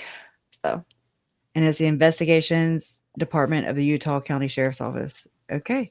Well, okay, I'm gonna share this link that for was anybody under who David wanted to. Levitt at that time. Shocker. I have issues with David Levitt. You and me and all of Like, America and Ukraine. Anywhere they go. He just know that he's not a cannibal. And I mean, as long as I know that, then I'm good. so Utah has had three attorney generals that have had major scandals and or charges placed against them. Like, We don't have we don't have a strong record with DAs. Oh, yeah, I'll show it again, JoJo. Sorry. Let's see. Oh my gosh. I'm trying to figure out my layouts here. There we go. I think there's quite a bit of Mormon on Mormon crime. Mm-hmm. And Plenty. yeah. Plenty. hmm So it's like the church creates its own predators and its own prey, like in the same And it's ecosystem. in-house. Like you said, it's hmm in-house. Curtin McConkie Yeah, got it. They got you, boo. right, right. Like, Like, no, Stephanie, I have sat here and like even thought, what if my family would have been Mormon? Would it have even mhm, gotten as far as it did? mm-mm. Uh-uh. No, if your Absolutely family was freaking also not. Mormon, and Kay didn't. Why's my nose itchy? And Kay didn't make the stink that she made, it Mhm. wouldn't have gotten picked up. It would have been just another story on the news, like Gavin Yeah. Peterson, you That know, is who appalling it to me. it hit the news and nobody knows about it internationally. Right. We didn't call Curtin McConkie. We No, didn't depend on just because the family wasn't active Mormon, mhm, but it's still that culture that was taught. It's like I mhm, think the reason why the church, like why they make their own predator and prey, like why there's so many of them and why there's so much domestic violence and spiritual abuse in the Mormon church and culture. And I think that it has a lot to do with, first of all, the exact absolute obedience that they demand. Okay. okay. Like there's literally quotes that say exact obedience. That's what they want. So they want these people who, when they say jump, they just jump instinctively. They don't think about it. They just start jumping, you know? Hmm. Like from No, primary, like from 3 years old, you're taught that obedience is the first law of heaven. And you start singing Follow the Prophet because follow the prophet. Um, yeah, don't I go even know that astray. one. Follow the prophet. He knows the way. I hate it. I hate that I I know still the church remember is a lot of them. true. When do they start making their testimonies? When do they go up there and start doing that? 3. Uh-uh. Mm-hmm, And that's when they say, "I know the church is true." mm-hmm, Oh my gosh. mm-hmm. 3 years old. Yeah, I used to What teach year, Beach sunbeams, Bum? which are the 3-year-olds, and then the It was 20 5-year-olds. it was 2015 Beach Bum when she went missing. I'm sorry. Go ahead. hmm So, like with the exact obedience that you're taught, um, like imagine yourself being a little girl, okay, and your dad has a priesthood calling or is a youth leader or he sits on the stand every Sunday and he is abusing you, right? And you know it's abuse, but he keeps telling you that it's not abuse, that you're misinterpreting it, and Mhm. that everyone tells you because he's a good outstanding member of the church Are that you he speaks explaining for John God. Matthias and Lauren Matthias right now? Because that's really what I just, like, slammed into my head. Like, it's not Um, about any abuse. It's about our work, and as Lauren uh, does good work. Focus on yeah. the work, the work, the Yeah. work. Oh my So gosh. that's what you're told. And who are you going to believe? Your own body or the man who speaks for God? You're going to believe the man who speaks for God, and you're going to say, okay, I was wrong. What did I do? How did I bring this on myself? How can I prevent it from happening again so I can be worthy in the future? Mm-mm. Right? It's disgusting, really disgusting. And then they use the doctrine of forgiveness as like basically a gag order. Um, they say to let the atonement deal with it. And if you're holding on to anger, then you just need to be more Christ-like and forgive. And they tell you don't ruin other people's lives with your bitterness. It's Mm-mm. just bitterness. Just Like, keep that to God, he yourself. just raped you. Get the fuck over it. Like, don't ruin his life with bitterness. Wow. That He's is so repented. Let it when you go. say it like that, though, it's like, God Hmm. dang, that Hmm. hurts. It does. It does. And Bible red. it's the fresh start culture, like within Mormonism. It's like literally in the bishop's manual that when you have instances of child abuse, whether they may be sexual child abuse or physical child abuse or other things along those lines, that first of all, what they do is they call Crinkton McConkey. Secondly, they give a blessing. Third, they tell them to do better, and then they reassign them. They move them. And usually the church will pay for that move. And like what's his name? Diamond Dave. Yes, Diamond Dave Yeah. said. Remember Like the he DD. said, they paid for him to stay in a freaking motel, and then they helped him move into his place, and then they helped him with something else, and then they helped him move again. Like he probably wasn't a predator, but the church is more than happy to, if there is an event, to move you around so no one talks about it. And so it gives everyone a fresh start. Hey, I wanna show this to you because I remember finding this on the internet early on. So, I didn't make this, just know that, of Oh, course, I don't he have a looks man so voice, weird. but it's followed the prophet. I think I don't know who made it. Anyways, let's y'all ready to gag? It's Alright. gonna be an earworm. It's gonna get It's stuck in my ear. cringe. Don't make me hum it in the car on the way. Follow Chad No. Daybell to battle. Oh, yeah. He Sorry. I used to will not watermark lead it. you astray. Follow Chad Daybell into battle as we march towards Judgment Day. He is preparing a people. Oh my god. He is a righteous man of God. He's preparing the people for Relieve our something. prophet held in county so we can hold to the iron rod.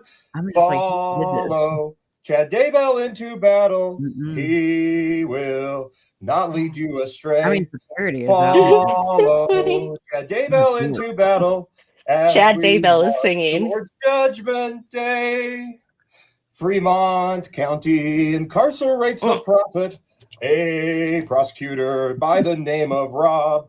I bet that Free the prophet to his people, and we will hie unto look at this shit. Kolob. No, someone else made Follow this up Chad for him? Daybell into I don't battle. know. I mean, this is He before I knew will the rules not of lead you the tube. astray. Follow Chad Daybell into battle Please tell as me Gotta this have is a a we near-death march joke. I experience. towards hope this is a Judgment joke. Day. Me too.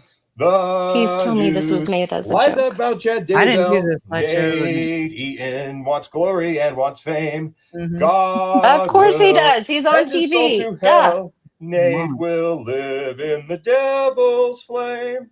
Brian Enton is Follow better. Chad Daybell into battle. Look at that. He will Freaking not Look lead tube. at you your double astray. chin, Chad. Follow Chad Daybell into battle I as shouldn't make we fun of the double march chin. It's towards part of aging. Judgment Day. Follow Chad Daybell into battle. He will I not bet lead you Julie Rowe made it astray. for him. I love you, Follow Chad. Chad Daybell into Look, battle as we having march drag. towards Judgment Oh Day. gosh. Alright, now y'all can go on with the rest of your Mm, lives and just know that you got chatted. Okay, I you're think welcome. it'd be interesting if Cove Burger were to convert to I mean, Mormonism. I've whatever at this point.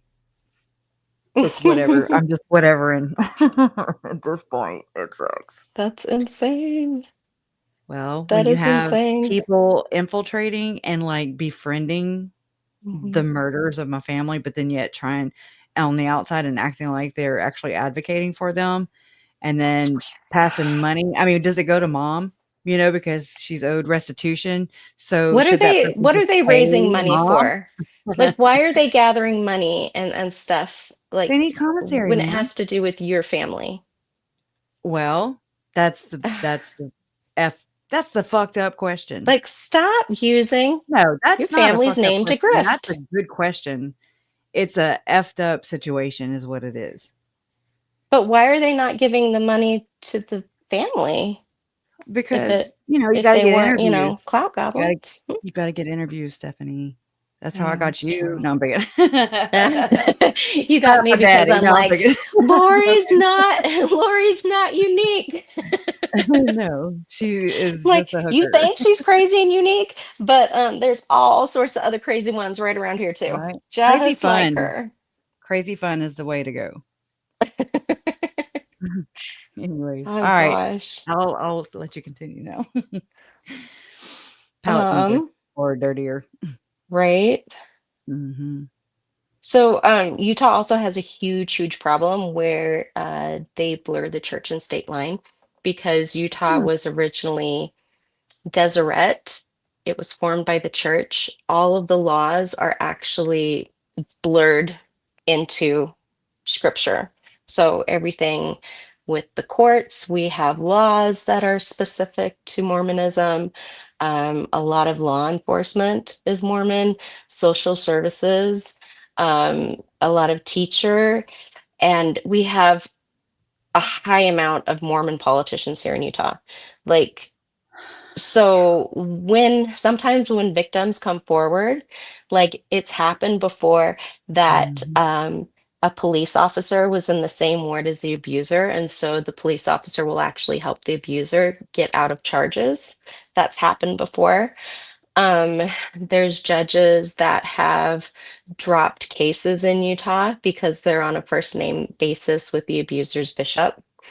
Um, and it's like the communities, they view it as an attack on the church. Hmm. So I don't know why, because it's not like just a Mormon church problem.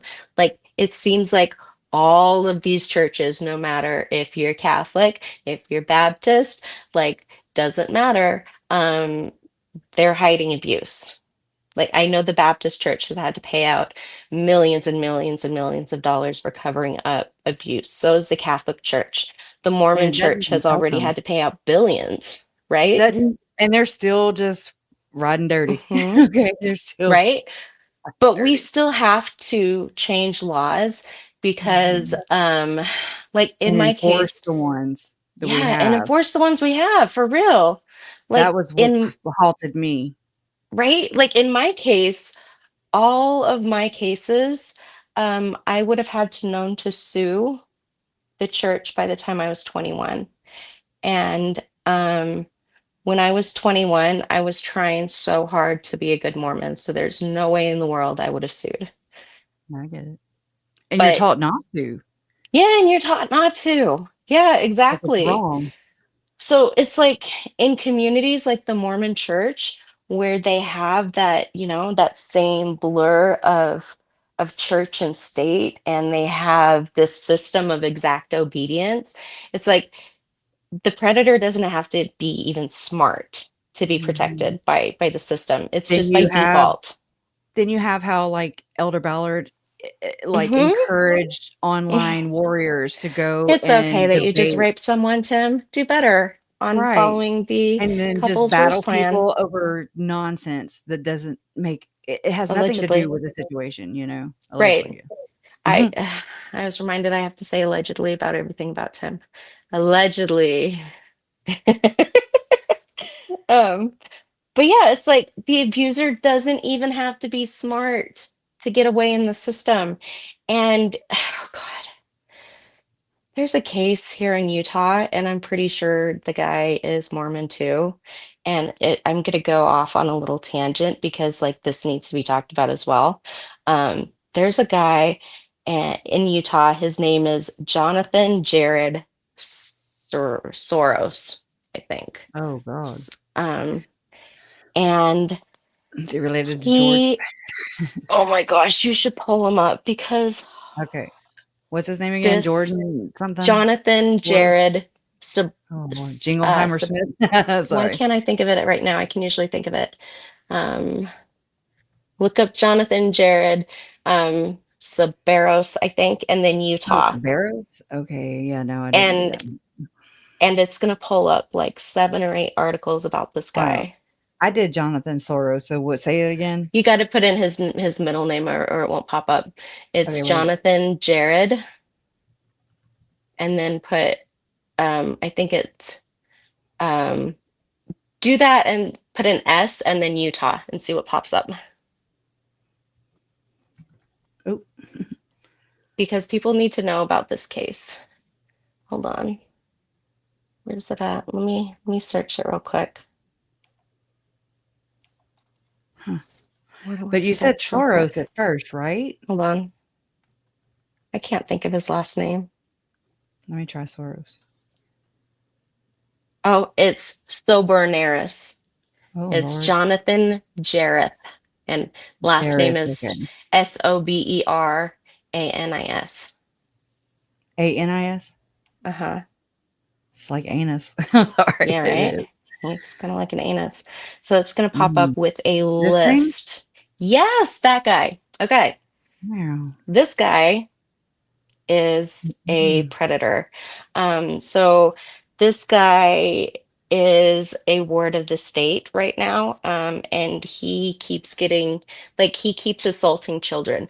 This man actually cornered a little boy, a little 5-year-old boy, in the bathroom of a Lehigh bathroom in the swimming pool there at the community center and tried to assault him. Mm-mm. Like, December 22nd, 2018. yeah. Father chases So, man who exposed himself to his 8-year-old son. So mhm. he's not the This father. guy He's dresses the up. perp. Nope, nope, nope. This guy dresses up as Batman and goes wherever the kids Mm-mm. are and dresses up to play with them and Mm. everything. And then he pretends to be handicapped. He pretends to Mm-mm. be so dumb they refuse to charge him because he won't cooperate on his on the tests.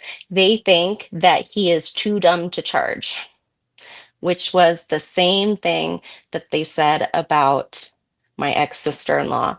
They couldn't charge her for trafficking her daughter because they didn't think that she was smart enough. I beg to differ. She's done that to Mm. herself.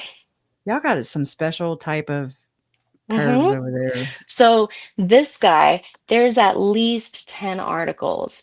And if you go down to the article from KSL TV, you're Oh. going to want to look for Utah and with a history of dismissed child sex abuse charges found. And it's going to explain about how they can't charge him, but they still keep putting him in the community. So there's a woman that is from Lehigh also. Her name's also Stephanie, and she is desperately trying to talk about this and get other parents who's been terrorized by this man and change the laws so they can hold him in a different facility because this man has harmed children and the state has dismissed his charges over and over and over. Can I play this? Yeah, yeah. Okay. I'm gonna try it. And I'm Several sure times for that sex she would crimes against appreciate us talking about this. Who? The mom that I've talked Oh, to. okay. Oh, okay. Okay. I'm sorry. Like, I was I just know thinking, she was trying to get people to talk about this because look at him. it Oof. is so freaky. The state says there's nothing she can do. Mm-mm. And this All guy, right.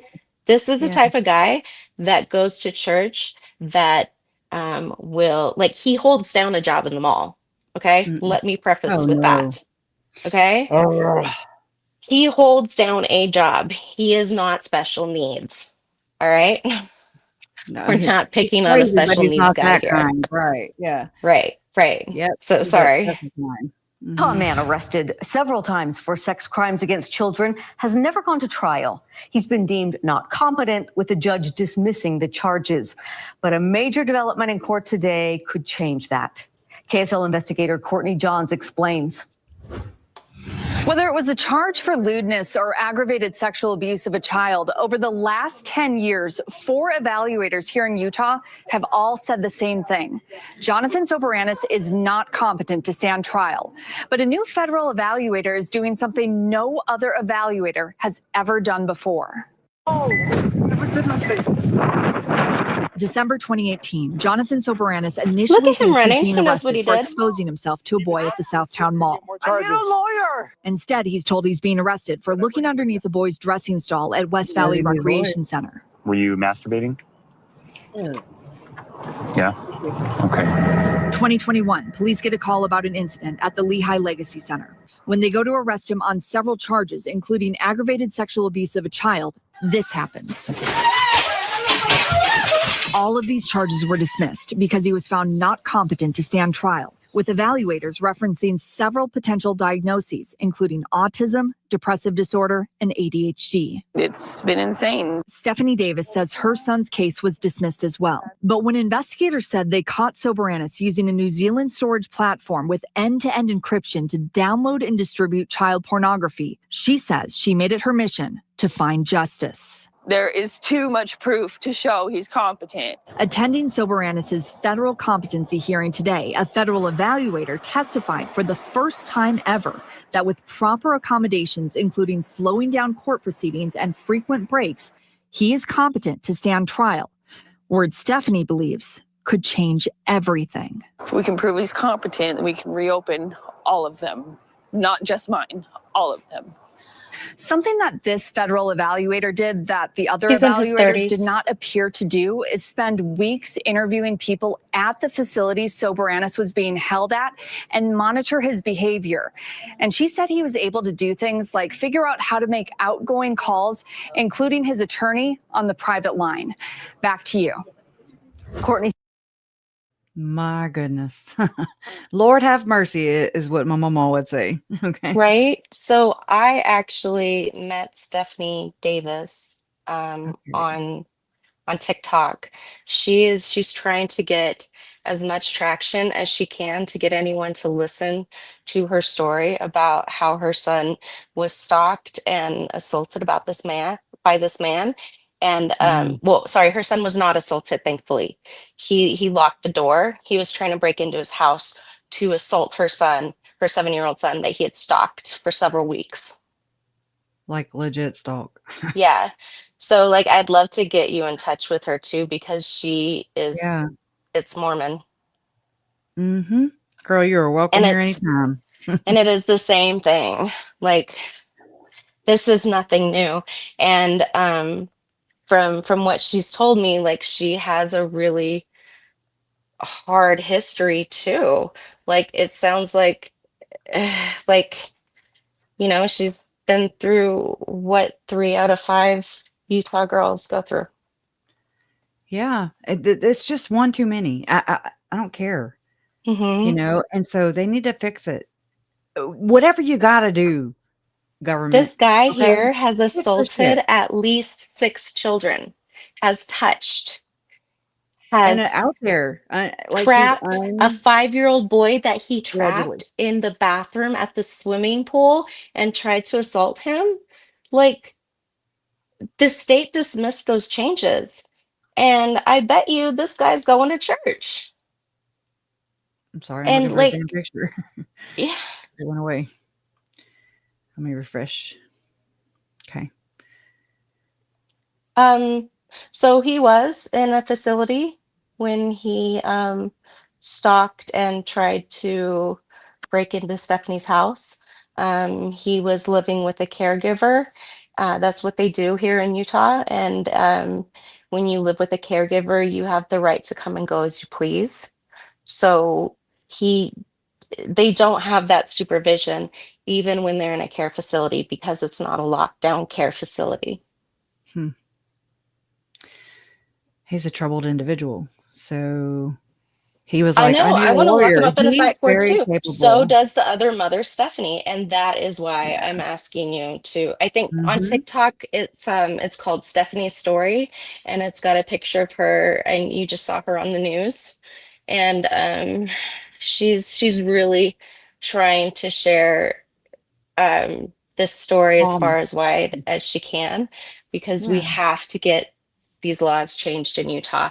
We have to start protecting our children, and we have to stop protecting our predators and like hand feeding them prey. I'm looking for it. And then like when you grow up with that as a little girl, like I'm not siding with Lori. Really, I'm I not siding understand. with Lori, but I somehow get why Lori had Alex attack Joe. because, Get you to know, the wit's especially end. for Tylee, because, well, first of all, like in the Mormon church, your virginity is everything. It is your worth. It is your value, right? It is everything. And so it's like, um, she would have known about that, remembered it, would have been going to primary and young women's where they teach these girls to protect their virtue with their life. They say it's Yeah. better than for them to die than to lose their virtue, meaning their virginity. Mm-hmm. Yeah, That's what when I learned is about that, that encouraged. was really disturbing. That's an actual quote by a prophet, by the way. Mhm. Yeah. What is that? There's a channel called, uh, or a video for sure. It's called 50 Things Wrong with the Mormon Church or something like that. Hmm. Um, I uh, know Joe was acquitted, and he was acquitted because Lori told Tylee what to say. However, I trust Colby on this, that it did mm, happen, because what if Lori found out about it? She went to her bishop, and her bishop told her to forgive. And then she couldn't forgive. So she went to the police and she had to get him prosecuted. So she's like, okay, Tylee, this is how we need to say it to get him prosecuted. Does that make sense? yeah. If you think I about it from mean, that angle? again, I'm like Colby's living, and Mm-hmm. he didn't retract his story, although he could have. Mm-hmm. And like, That is it's not something you want to claim embarrassing, that happened. That didn't happen. So right? just because someone was acquitted because there wasn't enough evidence, that just means that there wasn't physical damage done to the children's bodies. That's all. Yeah. I mean, I understand. Like, there's no way I can know. I'm not the judge or jury, You can so I abuse don't a know. child without doing physical damage to their body. Like the thumping in the head, and right. Yeah, yeah, yeah, absolutely. I mean, water leaves no bruises. That's I probably why believe it was Colby. I used. believe victims, Hmm. and until I have a reason not to. Like Lauren, Right? okay? She framed herself as a victim, I was, like, right there, like, concerned, and then realized that, "Oh my god, no. There's evidence of no evidence." And then to find out, "Oh my god," I had to get the daggers out of my back, right? And my Yeah. family's backs. So gross, but, um, anyways, go ahead. Ooh, I can't type. Ooh, what is it called? Um, I mean, am I sharing this on accident? I am. What is that? I'm looking in that video for, I'm trying to look in the transcript right now. I'm trying to be slick, Stephanie. It's You're not working. slick. The You're purity slick. thing. I am. It's on days that end with a Y. What the hell? Okay. Go ahead. Carry on. Carry on, Wayne. Can you hear me? Sorry, I Hey. had myself muted. I'm like, well, right. I'm like, I well, was just damn, talking go. Come away. on. I was just talking away to you. Carry on. Oh my gosh. Um, so my point in all this is that children who grew up watching these worlds, watching how people are transferred from ward to ward, who they know have abused them, and then having to, I guess, see that person face to face often, it's it creates a spark of rage. And if that is not doused by therapy, um, these people end up justifying murder. Mhm. So I don't think it justifies murder. I don't think that murder is the answer to any problem. I think it just creates additional problems. Um, but it explains why traumatized brains do what they do. Yep. Unresolved childhood trauma. Hmm. And I think that Nephi killing Laban because God told him to do, and calling it righteous warriors, um, I will be like using Nephi, those and so words, will right? you. I will be That like Nephi. Yeah. It is just, so it weird. really sticks out with Lori and, oh gosh, and with Ruby. Okay, I just found this. Okay, finally. Damn, wrong video. But Yay. so here's the virtue thing for the girl. Oh shit! I hit control. My bad. It's my first day. Women who wear clothing deemed immodest by LDS standards are told that they are walking pornography. Young women are also given extremely unhealthy ideas of virtue, a word often used as a euphemism for virginity. Young women are taught that their virtue can be lost by consensual sex, or even taken from them by rape. They are shown object lessons in which they are compared to chewing gum, which becomes useless and undesirable once chewed, or a cupcake nobody will want if it has been licked or smashed or spit on, or any number of similar disgusting analogies.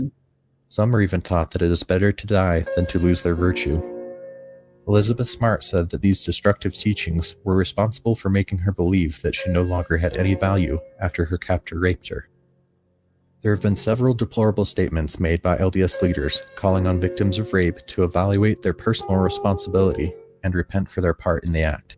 This reveals their complete ignorance of the concept of consent, their utter lack of empathy for the victim, and the rape culture that is inspired by LDS teachings about modesty, chastity, and virtue. LDS youth, especially the young men, are taught that masturbation is a grave sin. They are taught that lust is committing adultery in their hearts. They are also taught that sexual sin is so evil that only murder is worse. Victims. When the dots are connected between these frightful teachings, many LDS youth are imbued with the guilt of a murderer every time they self-abuse or view pornography. These vulnerable youth are required to confess these sins in one-on-one worthiness interviews with their bishops, which is in itself incredibly awkward, embarrassing, and harmful. They are frequently forbidden to take the sacrament until they have had enough follow-up visits to complete their repentance process. This can be humiliating since only unworthy members don't take the sacrament, and everyone can pretty well guess the crimes of a pubescent teen who isn't chewing their morsel of white bread and is always meeting with the bishop. There have been cases where teens have considered or even attempted suicide to escape their guilt and shame. LDS member Kip Elias Utah has the highest rate of suicide he hated within their youth, and this is the reason why. feelings.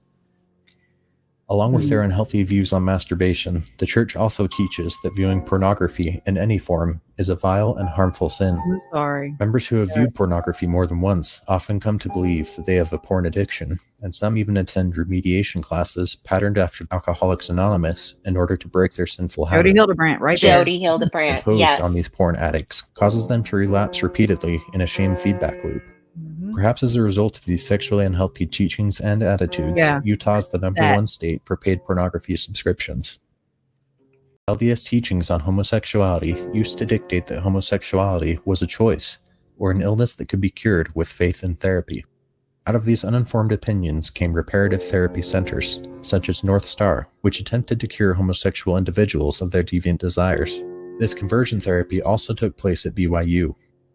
Afflicted members were shown gay pornography while being given drugs that induced nausea and vomiting, and had electrical probes strapped to their genitals to measure their arousal.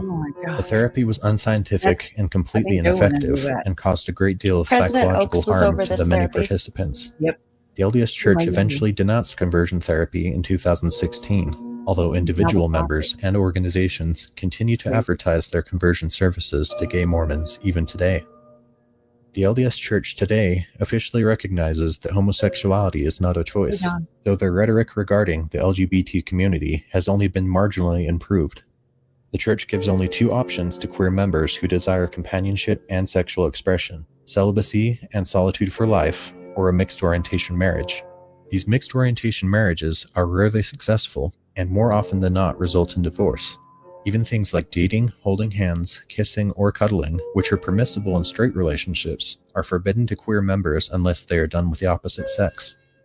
In November of 2015, an update to the LDS Handbook of Instructions was leaked. The updated policy dictated that children of homosexual couples are not allowed to be given a name and a blessing, and can't be baptized until they are adults, at which time they must disavow their parents' loving relationship in order to qualify for baptism. This goes completely against the teachings of Christ, who told his disciples to forbid not children from coming to him, who imposed no such restrictions on baptism and salvation, and who made it clear that children ought not suffer for the sins of their parents. In response, thousands of members of the church resigned their membership in the largest LDS mass resignation event in history. Despite massive backlash from members and non-members alike, Russell M. Nelson doubled down and upgraded the policy to a revelation. However, in keeping with LDS tradition, outside pressure eventually forced the church to do the right thing. This revelation was demoted to policy status and was discontinued just 3.5 years after it was implemented.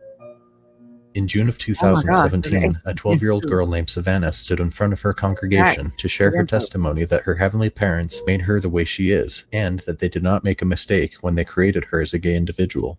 Before she could finish her testimony, the first counselor of her stake presidency cut her microphone and asked her to sit down.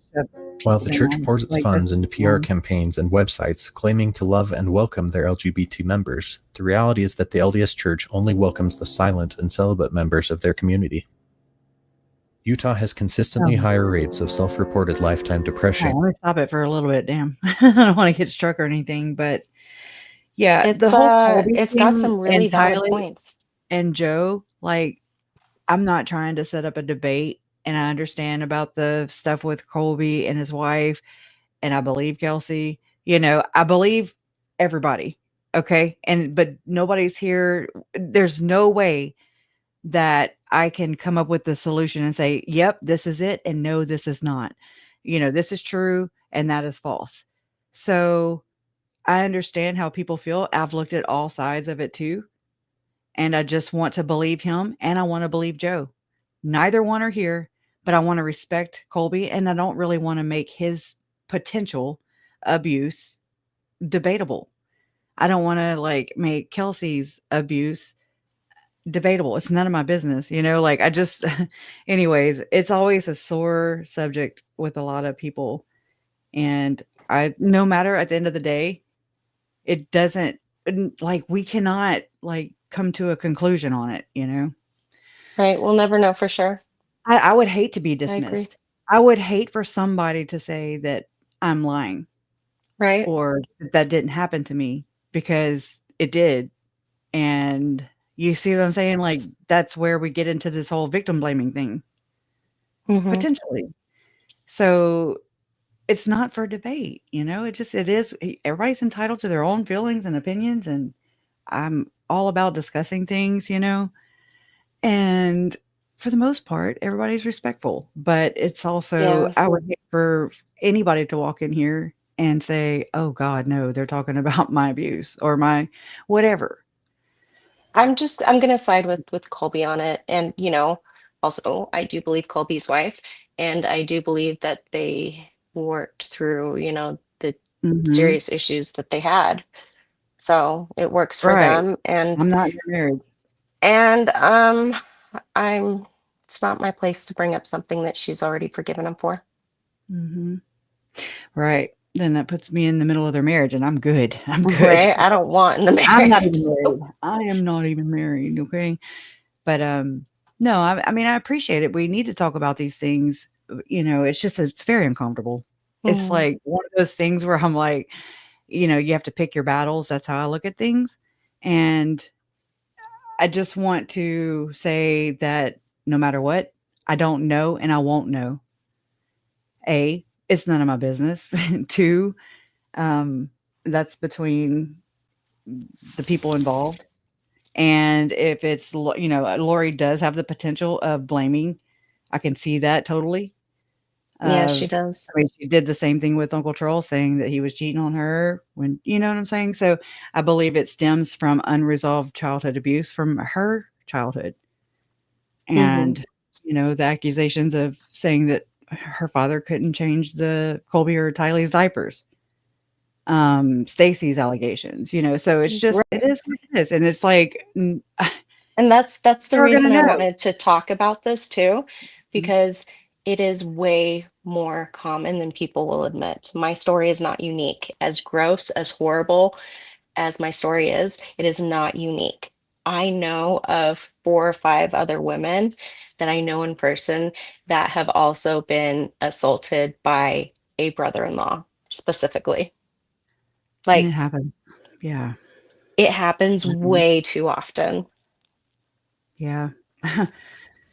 Way. Yeah. I mean, and we're okay to have our own opinions, like, I don't want anybody y'all know y'all are welcome here all the time. Your voice is welcome here. I'll never shut it down unless you're being a total asshole. Okay, then I just have not had to I don't like silencing people, and I've only had to block maybe 2 people over this whole time. No, besides the, occasional, accidental blocks, every now and then I gotta go check it, see who's in jail. But, there are so many different and divisive things that we already have to talk about. It's difficult research, y'all, and we Yeah. have to get through it to get to it. We have to get comfortable talking about these things, or I mean, we'll never accomplish anything. We'll never get to the heart of the matter. That's what I think. I think it's important. But yeah, that is a very, good video that he's actually got a wonderful channel. I learned Yeah, a that's a whole really lot good video. from yeah. I did share the link in the chat, and I'm doing it again. Thank you, Fez. Yes, I appreciate fancy. you. Good job, Steph.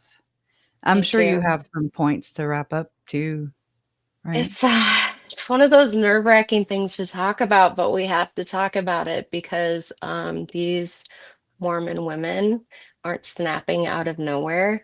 And my sister wasn't born a murderer. She was Yeah. created, just like the Mormon church is creating other murderers and an abnormally large amount of female murderers. Yeah. And it seems like a lot of female perpetrators as of late, right? Totally. Yes. I mean, there's Yeah. Chad, There's Alex. been like, Yeah. I want to We're gonna say have to do 6 in that. the last couple years. There's Jody, Ruby, Lori. There's Corey Richins. There's maybe Corey, maybe Shanna, maybe yeah. Jennifer Gledhill. Yes. That's 6 right there. Yes. And that is just the very Oh, recent since past. 2019. That's a So, lot. No wonder they're trying to right? change their name. Statistically, that is a lot because statistically, female murders are, so rare. It's less than 5% of murderers are female, right? So Mhm. why do we have 6 of them in just the last little while that have made it to national headlines? And that doesn't even count the ones that we don't know about Right, because the they didn't hit the in-house. news. Good call on that. Right. Yeah. Can you imagine? And you can. Unfortunately, that's exactly where my mind just went. It's like, yeah, you can here. So it just sucks. I know that I've been abused as a child, sexually, and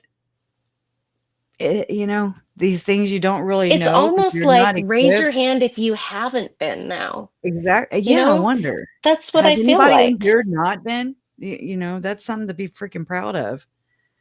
And I right? know I that's want to the know how main how you like I know, I right? was able to get my kids like through their entire Mhm. adulthood without being sexually abused by like any adults. Like it was hard though. I wouldn't let them go to church.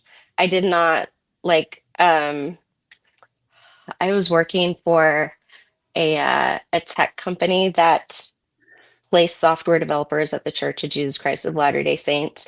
And I came across this one, and he was the exact type of developer that I needed to move to Mhm. another job. And it was more pay and it was closer to his home. So I called him up and I said, "Hey, I want to put you on this job." And he says, "I can't pass a background check." So, because I wasn't HR, I went looking into him, and he was a registered sex offender. And he was working for the missionary portfolio at the church headquarters for the Church of Jesus Mm, Christ of Latter-day Saints. And twice. he was programming their missionary portfolio. Mhm. And missionary is directly Elder Ballard, Ken Krogh, Tom Mhm. Harrison. That's that And arm. you have Gordon no Bowen. idea how shocked I was because I thought that at least working for the church, they had to pass a background check. But no, you know what they go by? Allegedly. You know what they go by, Kresha? A bishop's Darts. recommendation. Darts. A bishop's recommendation. Like, Or pick up sticks or something. You know, right? something really Right? easy. Or the Ouija board, I think. There are 3 other men with the same charges working at the Church of Jesus Christ of Latter-day Saints You in know, hey, Stephanie, their office buildings. according to Goel, who is investigations and ritual abuse, he said all but one of the leadership, and that's now that Nelson passed away. So all but one has been accused of SA. What does that tell you? Everyone, I mean, except for one. I'm starting to believe it's doctrine, because if it wasn't, they would kick these people out of their I think church. it's They would kick systemic. the predators out of their pews if they did not want to feed the predators their children. I Like, think it's would like you put a systemic. hyena in a cage with a rabbit? Are you stupid? No, but they're gonna put a fucking child predator that's Mm. already been charged of child abuse and, stuff. They're gonna put him in nursery. Do you think it's because of maybe the mothers having possibly gone through the same kind of abuse, so they're kind of dissociated, detached, and there's Sure, like that I emotional did void? too. I didn't like it. I stopped it. Okay. I cannot stand women who refuse to stand up and stop the fucking abuse. If you didn't like it, if it scarred you, don't fucking put your daughter in that situation and expect her to do Mhm. better. What do you say about all of the women who have stood up for their daughters and their sons to not be abused? What do you say to those women? Those are the women that are changing the world. Awesome. You're one of them. Thank you. Now go hug yourself. I could never, ever, for a second, put my children through anything that I went through. Like, Mhm. there's no way. Like, my twins are the same age as I was when I was married, and they're 17. And like, I That's tell them wild. that, right, and I tell them Right. that, and because we talk about teen pregnancy because they're teen boys, right? And like, I cannot imagine for a second forcing my child to get married because they're no longer a virgin, right? Like, how fucking dumb is that? I wasn't a virgin for a long goddamn time, right? Right. Someone else took that option from me when I was very young, before I had a chance to choose for myself, right? Yep. So, you know, It's a shame that you have to even do that, but it is what it is, and, I think you came out of it on breaking the cycle, which is great. It's huge. It's I way don't bigger than I think we understand. even understand. I don't understand women who let it happen again and they just watch and do nothing. Like, Mhm. it Yeah, it no, makes no sense. it's aggravating, it's frustrating, and they have the power. They just are maybe told and treated to not have that power. Like they just believe it after a while, maybe. Yeah, But I I guess mean, there's so. I plenty of guess that's strong, learned and it doesn't helplessness have is to what be a it's called. woman to stand up to it. It can be a dad. It can be Mm-hmm. anybody, you know? Mm-hmm. So just Yep. don't underestimate yourself is the main thing. I live for the underdog, like that's my thing. The Right. underdog. Don't ever underestimate us, okay? That's the worst. That's your mistake if you do. That's Yeah. on you, boo. That's how I look at it. I really want to So, help this other mom, Stephanie. I want to help mhm. her fight to figure out what needs to be done to change laws, you know? Well, she's more than welcome to come here, and, I mean, anybody who wants to shed light on something, why not? This Yeah. is one way to do it, and it's a learning experience too. I've learned a lot from what you shared. just so far, Good. and you've been with us for forever. Years and years and years. Yeah. Yeah. Yeah. I mean, I'm so Like I think it honored. was like I back to really am. 2020, huh? It was like when you first opened your 2021 is when I've had my channel, but I didn't yeah. know what all I could do with it, and I When was you like, first started posting is when I followed you. Yeah. wow. So Yeah. crazy. It's bizarre. Like, I don't Oh, even think about all these little things, like being at following somebody or being followed, I'm just like, "What? right. Whatever." Right. Like, I don't even think Right. about it. My I'm intention like, was we need not to to build a talk about community. this. Let's keep the Mhm. conversation going. But that's Like, good. That's what I love the chat. I love you guys, and I love your comments because it's what makes the world go round, at least mine, okay? Because it helps to ground me and to kinda center me and balance me and like put the yeah. victim back in the focus because that's what it's all about. That's why we're here. That's why I'm here. And so, yeah, the worst case scenario happened for them. It's Hmm. tragic. It's unfortunate, not for Lori. It's not tragic for Lori. It's unfortunate for her though. But it's also I'm not worried about her. I'm worried about carrying on their legacies Hmm. and You're worried about trying. another little boy getting duct taped Yeah. and buried. Yeah. Or Yeah. or another little girl um Right. who just never was going to, yeah, okay.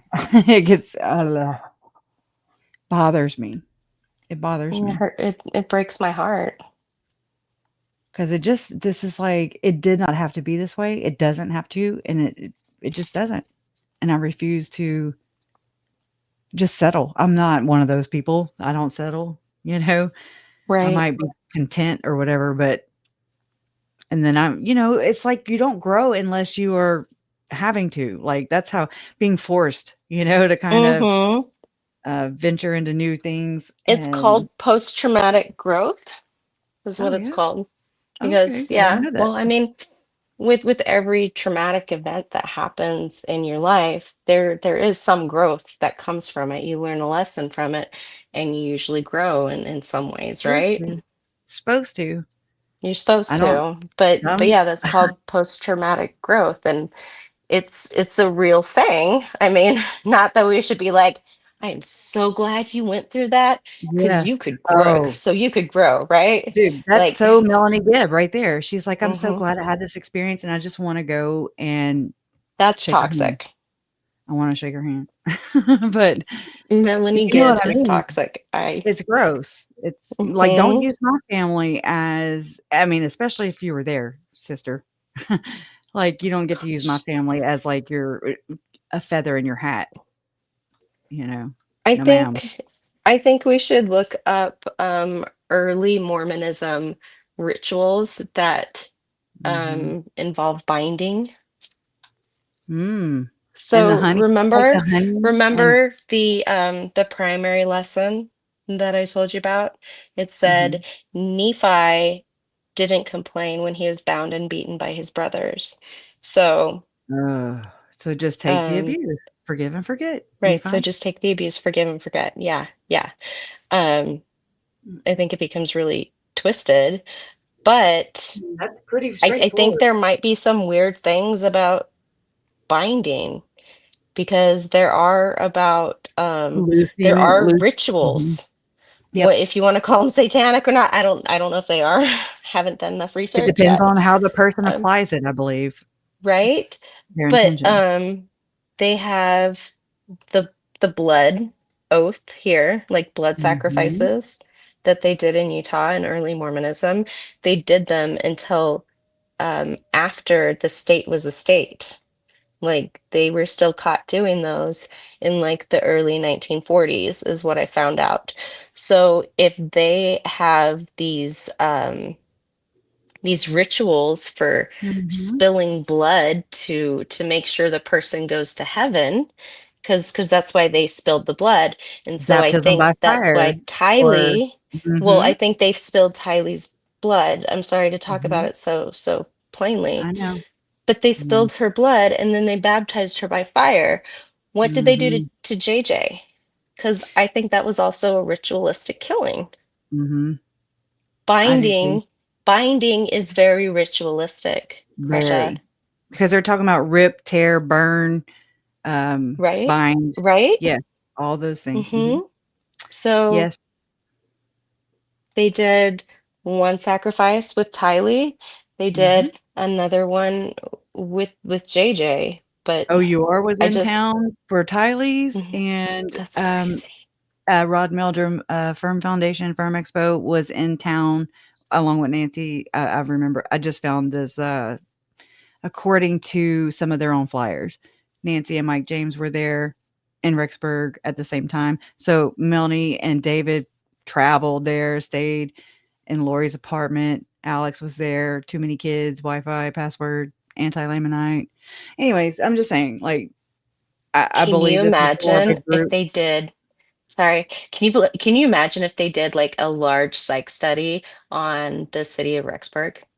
Like Mhm. just a giant That would psych be study? awesome. If it was Um, actually truthful and fair and I could, third party, unbiased. Yeah. third party, non-religious, Can't stay 'em off. non-biased. Yeah. Um, Right. but yeah, It would. I mean, because it's so full it's like high I percentage think, of Mormon. yeah, I think, Krisha, that if we look in the right places, that we can probably find what ritual that they I've been used looking. That's for what I do. JJ, That's what I do. and we're gonna have to look for binding rituals. It brings you to a lot of weird ass places, okay? It But, I does, mean, it I've gone does. everywhere, and I will. I don't care. Like, I'm just fearless like that. Like, I don't even think about it. It's like some kind of I blinders or something. I told you I have this weird ass memory of my stepdad, Cindy's dad. Um, he did witchcraft, and like I was the only kid that he liked. Cindy wasn't Mhm. born yet. Um, he took me with him places, and one of the places he took me was to the woods, and there was a bunch of men standing in a circle, and Uh-uh. like that's all I remember. Like, Girl. so I'm really interested now into like looking into this ritualistic stuff because I don't know if there weren't They Satanists in the LDS church, like strategically, then Mhm. why was my stepdad a Mormon Satanist? Why are there so many of them? Yeah. Right? And the Like, fascinating why thing, there's the so many tricky of them, thing, the and there's so manipulative many people thing, with these memories, it has a lot to do with how they say that they are, actually w in public, they're like, "Praise Jesus. Thank you, Heavenly Father," but they actually are inverted, and they're really talking about Satan, right? It's hence the like the reason. Satanists that have come out as being Mormon Satanists. Mhm. Um, they say it's a really good place to hide because everyone just accepts you and they don't question anything. In plain sight. Hmm. Absolutely. I mean, I've been studying this for years. And I mean, I know they say that if you have a fascination with the occult, I don't have a fascination. It's just like where I go. I don't know. Maybe I do have a fascination with it, but it's like I know it's here. Like I know it's here. This is where my investigation takes me. It Right. does. Everything is Um, like, oh, that matches, that matches. I can't Kimberly force the narrative. Kimberly Porter asked a question, was it Mormon witchcraft? And Yeah. I don't Uh-huh. know. It reminded me of a circle of men, how they circle around I'll the tell you. baby for a baby's blessing, but I don't remember past like walking up to the circle of men. I Okay. don't remember past that. I'll show you something interesting. Well, go ahead and talk. I'll grab it But whenever yeah, I do. I mean I wish I did remember more, but whatever it is like there's a nugget there somewhere. My Mhm. brain's hiding it for me. It's protecting it. Yeah, and it does. How It your does. brain protects it. It takes away your memory. And then you all of a sudden have a dream about it and you're like, "Holy fuck, It's that was a scary. thing." It's Like, scary oh researching yeah, it to me. I'm like, "Oh my god, I hope I don't remember anything." Like, please no. right? Like I Annoying. remembered about it because I had a dream and I woke up and I called my sister and I'm like, I just had this dream. And she's like, why do you remember that? Like, how do you Mhm. remember that? Um, Very but carefully. I guess so. I have a vivid memory. I wish it weren't so vivid. Unfortunately, yeah. Oh, where the hell does it go? I don't want Courtroom Insider. Oh, yeah, I do. Yeah, I do. Do I? Looking for Nadine. Okay, no. Hold on. It's got to be in here. Let me switch it to the right thing. No way. Sally, What? your father was a devout Catholic who practiced black magic? No freaking, how did I not know that? Sally's my friend. That's Sally, that girl. Hmm. Hmm. Ha ha ha. I just gave my age away big time. Even though it was a little older than me. Sally, that girl. Anyways, all right. It's okay. Yeah. Let's see. Okay, this is what caught my attention. Not just what they were doing and the fact that Tylee and JJ were both found the way they were in Daybell's backyard.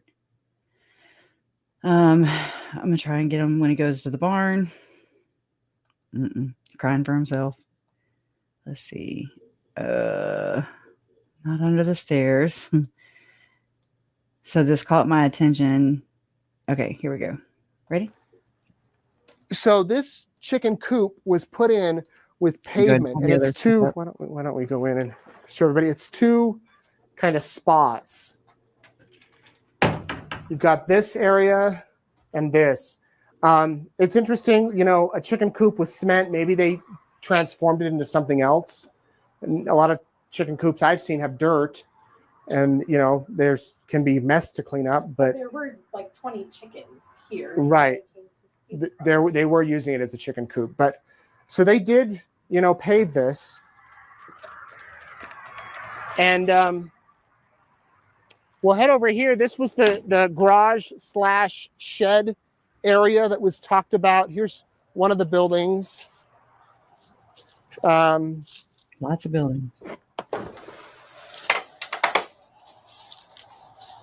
I don't know what this would be used for, but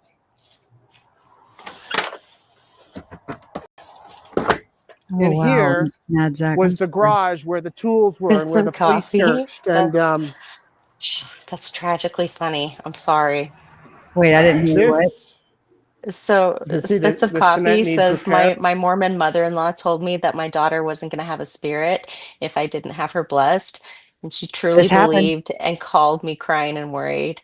Yeah, they totally I can't really say it because it's not my story to tell, but this also happened to my Uncle Charles my grandfather. Yep. Anyways. But this was he was Catholic. Yeah. Where the tools were kept. And we go in here.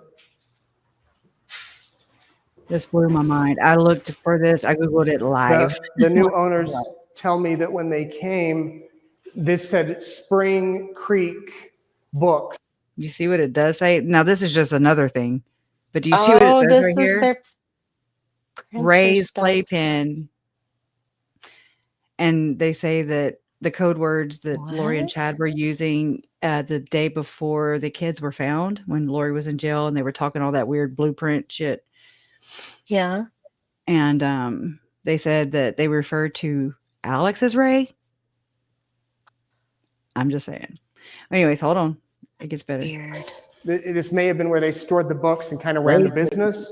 There were signs and it was stacked with books. And an interesting sign that was here. Yeah, there it is. Probably from before Chad's time. How do you know? And why would you say it's probably from before Chad's time? Why would you say that? Like, that bothers me. Like, why? Anyways, I don't get it. It's calf heaven idea. This is calf heaven. Idea is, I'll let him say it. Idea is to preserve life. It is not easy, but a fun challenge.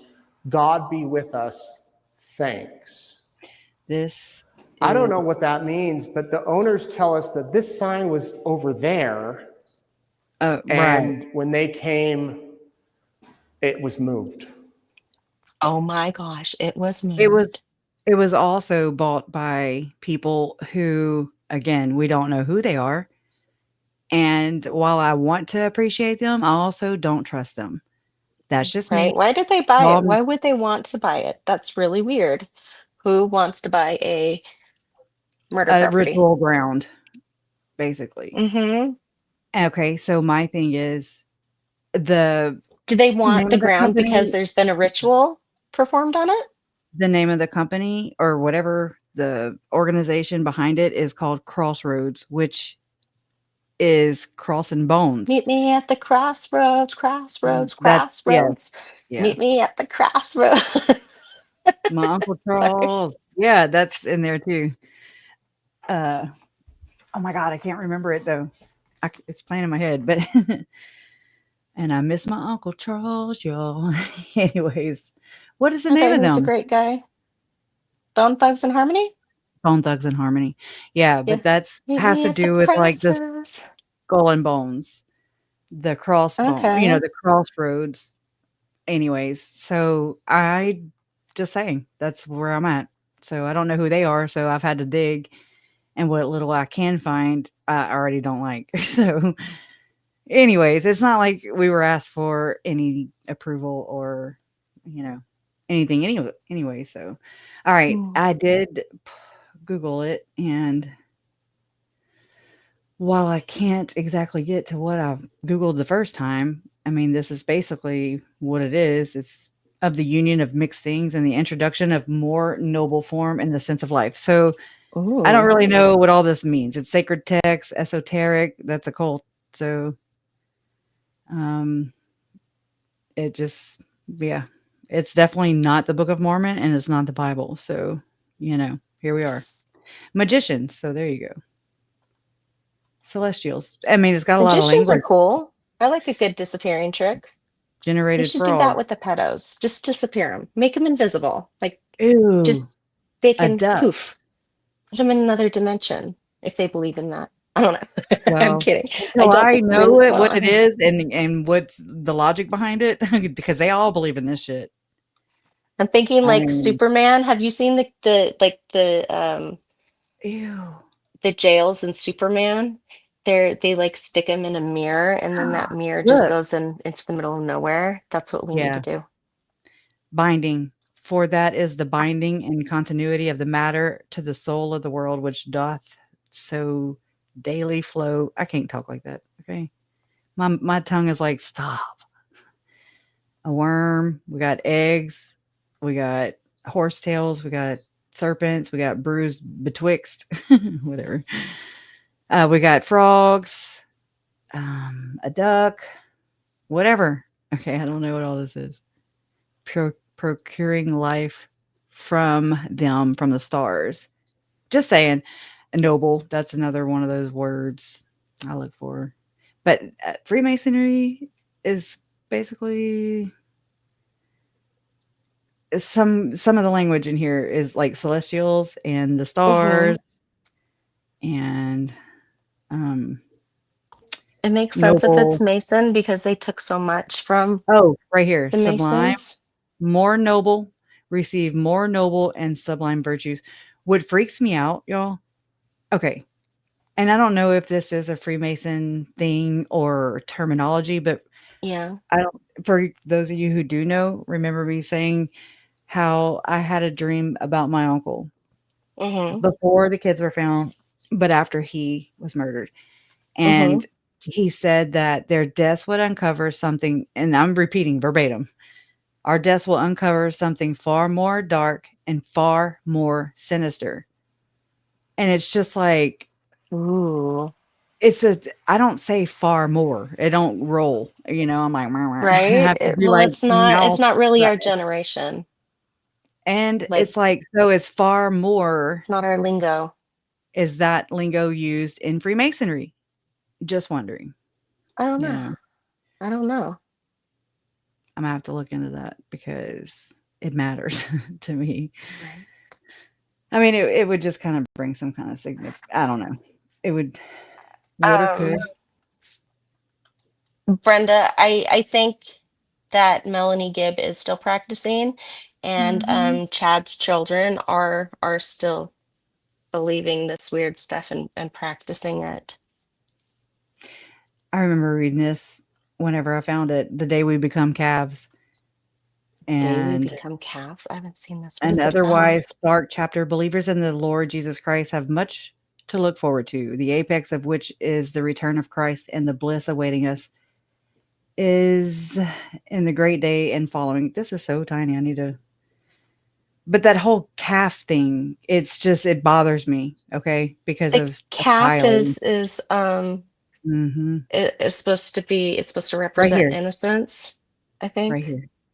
When Christ punishes and removes the wicked from the earth, he will restore this planet into the original pristine state, and we will receive our new bodies at the rapture. We will next be ushered into Christ's millennial 1000 year kingdom, and then into the Mhm. eternal state. Physically, like robust spirited calves, we will experience ideal youth. This is what they're doing. This is what Tom Harrison's book's about. Mm, Receiving new bodies and where you won't have even a gender is fucking weird. Okay? That's all I'm saying. that's Our right. TK spiritual Smooth. liberation, I don't like this You don't word. need them. Right. Yeah. No underwears. He has no butthole. He has no need for one. Shut up. He does not need to poop. Have you Yep. seen the interview? They really don't, and I'm telling you, Sorry. you're laughing and I'm laughing, but That's it's what the it truth. reminded me of, was the interview when they're sitting in the limo Oh, and he asks them, "Does Kim Jong-un have a butthole? Does he my poop?" god. And she goes, Pam? "He has Pam. no need for a butthole. He does not need to poop. Like Oh my he god. puts off so much energy every day. He does not need to." Funny. Wow. Well, Sorry, that was random. You know how President Nelson was teaching that whole celestial year? So is Yes. John Pontius. There's a whole talk out there on that. So physically, like robust, spirited calves, we will experience ideal, youthful health for eternity. And yes, if we want to Weird. frolic around with our dynamic, powerful bodies, we will be free to do so. So they're going to have a nudist colony, basically, but you're not going to have a PP It's gonna or be like that one next to the girls' camp in Preston, Idaho. shut up. Man, I hope Now y'all came with. someone's gonna drive up there just to see if it's still there. Please let me know if it's still there. It probably is. I love the idea of being joyous and exuberant. Seems to me I will need my new spiritual body for that. So Oh, when we get yeah. resurrected, we're supposed to be resurrected to when our body was the healthiest in our prime. Did you get your new name? Well, then, you know. Just I kidding. did not. I did not. So I actually refused to go through the temple. Um, I had friends that tried to convince me, like my best friends tried to This is convince the me same thing that I'm for sorry. so long. Listen, And I'm like, no, I like to choose my underwear. And they're like, that's what it's really about. And I'm like, yeah, that's what it's about. I want to make my own choices. Like, don't tell me what underwear to wear. no. I'm not wearing those Jesus jammies. This is the So same concept of a translated being. But more than anything, the curse of sin will have been banished. Our spiritual liberation will be permanent. Never again will temptation and transgression torment us. We will be spiritually and physically perfect, and the suffering caused by aging will be eradicated. If you love the Lord Jesus Christ, no. Eagerly anticipate the day you become a calf. It will be a day of unimagined freedom, jubilation, and everlasting rejoicing. look forward So, to death. and being a cow. Just You kidding. wonder why Mormons are so obsessed with death? I don't know if it's Mormon. I mean, I don't. It's like it. Have you have you found other like religions that have Hell no. the weird Mormon culty No. stuff? No? Wait, no. I'm answering this because it's important. Oh. Kresha has never been raised Mormon. Kresha learned Mormonese. Oh, let me not talk about myself in the third person first off. Hold on. Stephanie was born into the No, ma'am. church. I was born I into the church. I learned about the Church of Jesus Christ of Latter-day Saints through the sins of my aunt. Through Lori and Chad, like, through all this, and I've crammed a lot of stuff that I have no idea what it means, especially in the beginning, but, yeah, I was raised Catholic, went to CCD, never made my confirmation because I was just like, "Ugh, whatever." I didn't get it. I wasn't into it. But and then I've realized through this case, like, through researching into Mormonism, I was like, "Oh." So, a church is just a church, right? I was not You would think raised so. to worship a church or to, The only give my true life over gospel to the temple. of Jesus Christ. Really? Right, mm-mm. No. I mean, it was just kind of a thing, like, if you You wanted to go to probably church, grew you up went to church. for a lot less judgmental. So that's good. Probably a lot more open-minded. Mhm. Yeah, and I promised my grandfather, my Papa Vallo, who was uber freaking religious. Like I said, he went to Rome, shook hands with Pope John Paul. Wow. And I'm like, "I promise, Papa, I'm gonna find me a good Catholic man." And then I'm lying straight up because I'm not. Because you Like, don't it's care. not important to me to go get married or be blessed in a church by a man. Like, it just I don't understand. I don't quite I don't get it. The people I've been in relationships that were Mormon, um, were horrible spouses. Yeah. Horrible. Right, Lindsay? Yo, you grew up oh, you did? I grew up charismatic evangelical. Oh my gosh, Pentecostal, and there's weird cult aspects, but it all depends what you mean, right? I think we all like, I have learned a great deal about things that I have done, and I'm like, "Whoa, no, that's totally off limits," like, Yeah. that's so, like, suspicious. What's the right word? Not suspicious, but oh my god. Like walking under a ladder. What am I trying to say? I'm not Superstitious. sure. That's it. Okay, okay. Right. Sorry. Yeah, Mormonese for sure. Mormonese right here. This is, class Mormonese 144. Right? Yeah. Hopefully I can help like translate some of it for you so it helps make sense. And,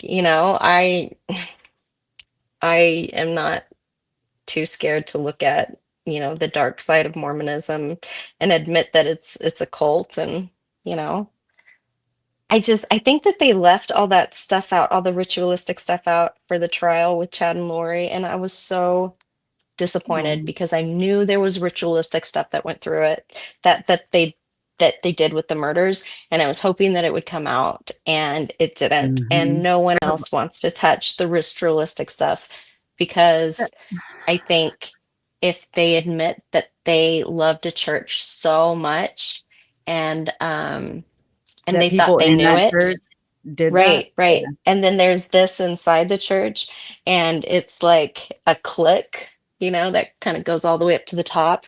It's like an invitation only thing. The So TLDS most Church of Mormons Satan. don't know about it, I think is It's is what it it's is. Tim Shadow Church is what it But is. It's like exactly what I, it is. I don't know, like it doesn't cut me anymore because I've probably because I've been away from the church so long, but it doesn't hurt my feelings anymore to really examine like is there Satanism and Mormonism? Like, does it exist? Is there a church within the church? Or is Mhm. it I mean, you want just me to an tell you? easy place for Satanists and predators to hide? So they choose it, I can show you better than I can tell you. I'm s right? I mean, because I mean, that's exactly what I've been learning about all these years, or at least since 2022 was, I know, David like you've Hamblin. gotten into some really interesting stuff, and I thought at first I'm like, that couldn't have Mhm. happened. And then Right, I that's go the look first it up, thing. and yeah, Yeah, it's there. it is, unfortunately. And I mean, Hmm. my thing is I don't want to dismiss the possibility of it happening to Tylee and JJ. They are my Yeah. evidence. That's evidence. They're not in my life anymore. Yeah. They didn't have a Well, choice in this, and they're just like, what would have, I believe, happened to Ruby's kids? What right? was maybe going to happen to Melanie's kids, and I maybe what's think, going on? yeah, right. I Mhm. think you're right about Tylee being sacrificed Big and time. her blood spilled, you We know, don't know how she died. for this. We don't know But any of that. but she was also burned, baptized by fire, so they clearly spilled her blood and burned her. Mhm. So these are ritualistic things. And when you look at early Mormonism rituals, you will find that there's a ritual that they used to do in Brigham Young's time. So like even into the 40s, as late as then, people who they thought had sinned in the church, they would spill their blood and like it had to seep into the ground and then they would be forgiven and let into heaven. And that's what they believed. So, Wow. right. So did Lori do that and then baptized her by fire to cleanse her of her sins? And then that's possible. So I don't really know of any binding rituals within Mormonism, but I'm sure that they exist. So maybe we can kind of figure out, what binding rituals they are and maybe what they did to JJ. And maybe we can talk about the doctrine that suggested that, like let's find this doctrine that says, tells people to bind in their Loose and curse sacrifices. and all that stuff. It's in the language. It's It's got already to be in out there, the Krasha. Like doctrine. it seems like It's it's so systemic, symbolic. and then the dry, like they use the scripture as the vehicle to Yeah, they justify it. do. Mhm. Yeah, Listen, exactly. Linda, listen. Redemption through sin. It's really weird. It's really weird. Now listen. So This is another Mormonisms, LDS Church of Satan. You gonna they listen? go way back, like just justifying murder. Mhm. So especially when you learn church history, the early Mormon stuff, they Uh-oh. really get a lot more violent than current Mormonism. Mhm. Yeah, Lindsay, and there was some throat slitting thing too. Mhm. It was in the temple ceremony for sure, but I don't know. Oh, really? That's when you first learned about, was the Travis Alexander case. Wow. I did not know all that. I mean, I knew about Slitting Jody, the throat but specifically is is a very certain type of sacrifice, and I don't know what it's blood called. atonement, or Is that blood atonement? I I don't wanna can't say remember what yeah. it's called, and so I think it would be really And so what, interesting, I haven't like really to looked keep looking into into this stuff. what the difference is between blood atonement and ritualistic abuse. I would say is more generational, and it's like Mm-hmm. a long pattern of that sadism stuff you're talking about, of that kind of abuse, Mm-hmm. where even the bonding of a mother and a child is interrupted. What do you call that? Oh my gosh, I can't think. Shocker. I mean, My I'm mind goes trying, blank too. let me, Education video. this is I'm your something Doyle host, made. Craig Christensen, and I'd like to take this moment to remind you to vote Craig Christensen for District 1, Provo City Council. Oh, also, same last names a lot in all these cases going way back. Like, Yeah. even the Yeah. Salt Lake City bombing, it has, the Christensen guy that got killed or whatever.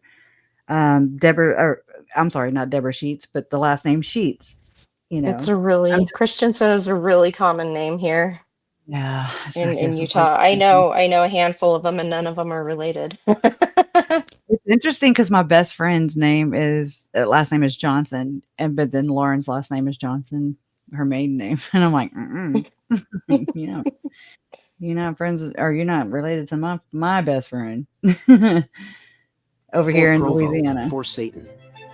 This video examines I our don't know if doctrine this as is the what I need to. LDS Church of Oh Satan yeah. through my niece Rachel Lee Hamblin's victim statement. It gives you as an outsider insight into what we believe and why we believe it.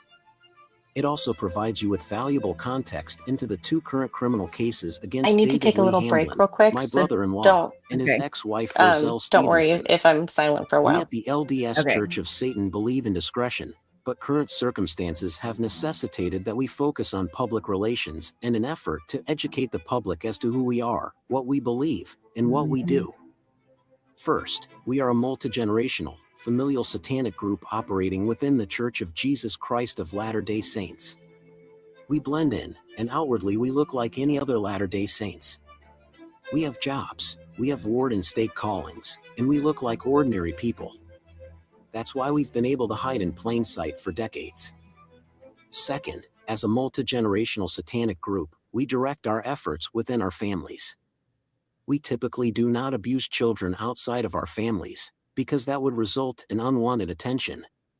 Additionally, our goal in ritually abusing our children is to produce adults who will perpetuate our group into future generations. Think of our ritual abuse as training for the next generation to carry on the mantle of Satan. Third, if we do abuse children outside of our familial groups, we procure those children from polygamist groups and Indian reservations, because children from those types of groups have no record of their existence. They're not going to be missed, because their families aren't going to file a missing persons report. Yep. Those children are easy to procure, and even easier to hide, and their disappearances It's are the not David Hamblin noticed. case. Finally, we seek only No. to profane that which is holy within the Church of Jesus Christ of Latter-day Saints. This is the church, the LDS Church of Satan is what I call it, but it's the CS or Church of Satan, and this is that shadow church. That is what Tim Ballard's bitching about. It's a church within a church or a cult within a cult, however you want to look at it, and they're practicing Satanists according to the Hamblin daughters that I've talked about, or I call them sometimes the Hamblin sisters, who have, they claim that they have been ritualistically abused, and they all wrote their own statements, 150 pages or so. They wrote them separately, and they all say the same damn thing pretty much. And this is where we get Gordon Bowen being the alleged LDS Church of Satan punisher, the alleged Joe Binion being an LDS Church of Satan punisher. You've got Pater Familias. There's different roles. This is where you have David Levitt. Okay, he's accused, him and his wife. That's why he's like, I'm not a cannibal, that kind of thing, because those accusations are within this case. And so this is just an AI video that Goel made. Anyway, so it's kind of an introduction, but I really want to bounce y'all over to here. Intro to the LDS Church of Satan video. And this is an explication from the victim statement. So this was taken from the victim statements. It's horrible like reading, but if it shows the words, then I'll read it. The following video is drawn from the actual victim statements in the Hamblin case. Rachel, Eliza, and Catherine Hamblin's victim statements are the primary sources for this video, and the dialogue is taken verbatim from those statements. For those of you who are new to IRA and to the Hamblin case, this video will undoubtedly provide you with a brief introduction to the LDS Church of Satan's mythology, doctrine, and structure. And I'm just letting you know that in this video, they're going to talk about marking people dark and light. And that's what I'm saying. It's a thing. I wish I could just get to it, but despite the disagreements, however, all the groups still, generally, followed the high councils or at least had a common desire for secrecy and protection for satanic worship. Rosie emphasized that we needed to be thin, because they said in the church, CS, it was important for young girls to be beautiful and attractive. My mom was very critical of. Okay, did y'all hear that? Because that's, in my opinion, sounds a lot like Tylee. How in her room, whenever Charles was murdered in that house in Arizona, they found that white bulletin, or like a white whiteboard, and there were certain calories per day that Tylee was allowed to have. there was, so much water. She was, looked like she was put on a restricted diet, as per Lori, who was feeding her junk anyways, just that thing. So let me back it up a little bit and not talk over it. Because they said in the church, CS, it was important for young girls to be beautiful and attractive. My mom was very critical of any fat we had on our bodies and put us on diets and cleanses, which many times just consisted of withholding food. The opposite game mentioned earlier is used because it reinforces doctrinal concepts in young children. So this is that doctrinal game. I'm sorry, the opposite game that me and Stephanie were talking about either yesterday or the day before, about how they will make a baby cry and then they'll laugh. It's like an opposite thing. Instead of love, it's hate. It's fascinating how this works. And I know this isn't a detailed video or explanation, but it just kind of touching on What these church, things. CS, members call love, the rest of the world, or at least the law, would call the opposite. Love was sexually satisfying redacted, for example, and hate was going against the church, CS. They would never even think of what they did to us as abuse. They said they could never be caught abusing us because they were doing the right thing and what was good and best for us. To them, they were glorifying their God, Lucifer, and raising up righteous seed to him. Church members, CS, fully believe, at least we were taught this, that killing a person outside of the group, and especially one, or the child of one, who has gone against the group in any way, is righteous and furthering the Lord's, Lucifer's, work on the earth. Murder is not murder in their minds. If anyone committed murder, it was us, they said. They said this was so because our hearts were not fully loyal to Lucifer yet. They also do not believe they or Lucifer is evil. That is just a designation. We were taught, by God and Jehovah, to justify what they did to him. We were taught our families were of a royal birthright and among Lucifer's elect and elite in the premortal world.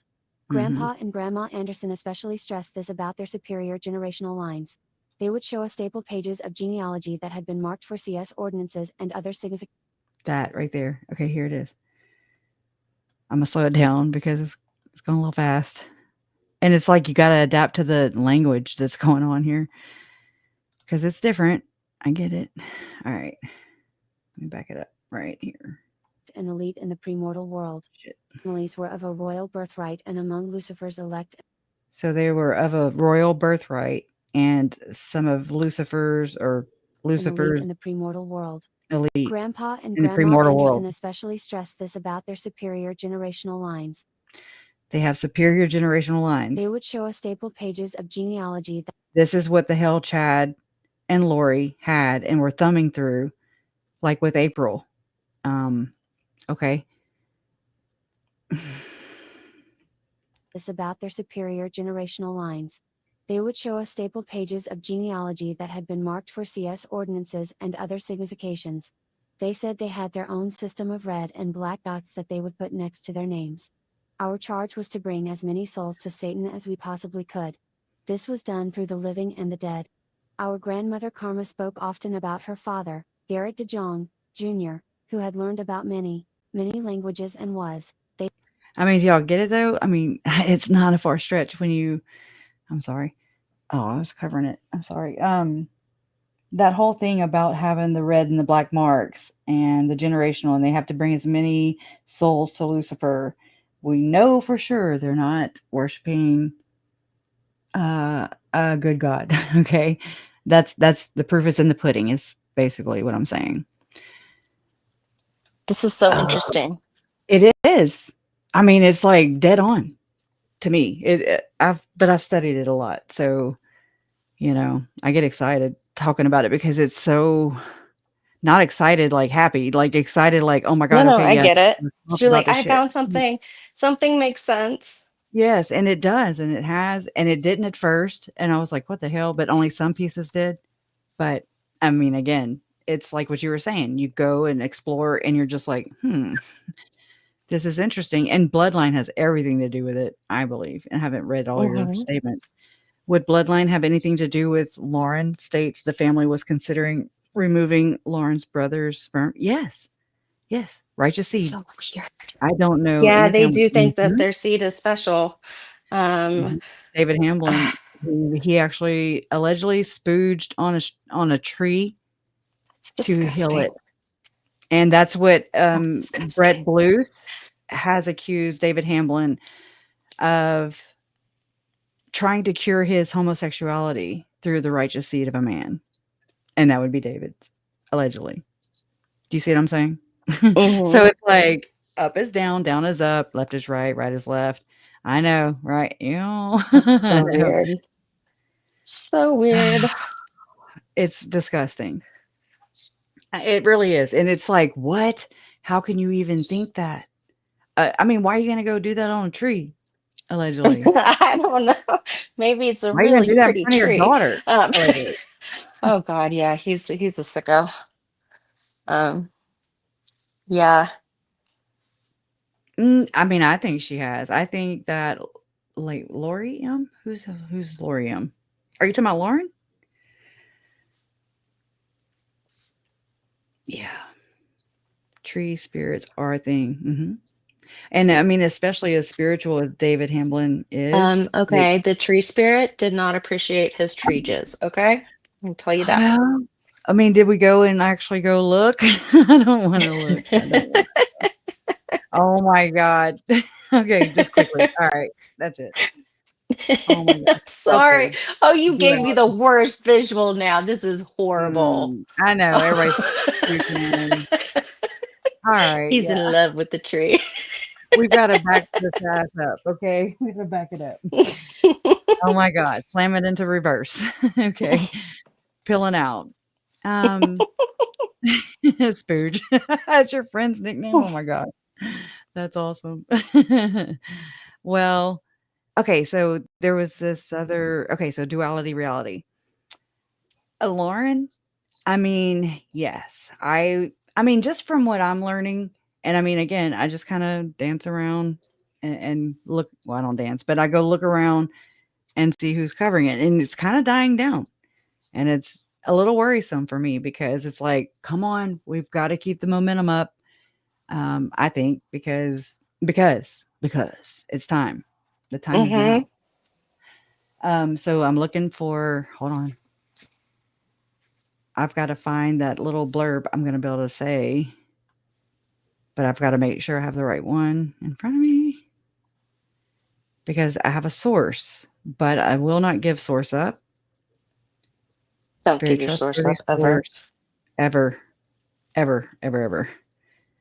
But I've got to find it. So I don't know if you want to talk while I look. That way I don't sound like a freaking idiot because I do right now.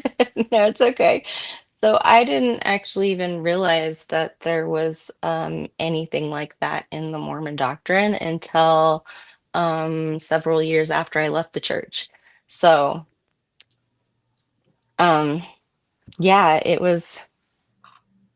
it's interesting to find all this stuff out, especially when you're born into the church. Like you only are allowed to read the stuff that's presented to you, and they really keep you away from the darker side of the history that they don't want you to know anything about. Like the church would deny that Joseph Smith was a polygamist until I think like 2020, and then they're like, yeah, he was a polygamist. He actually had like 35 wives, a 14-year-old, 15-year-old, bunch of 16-year-olds.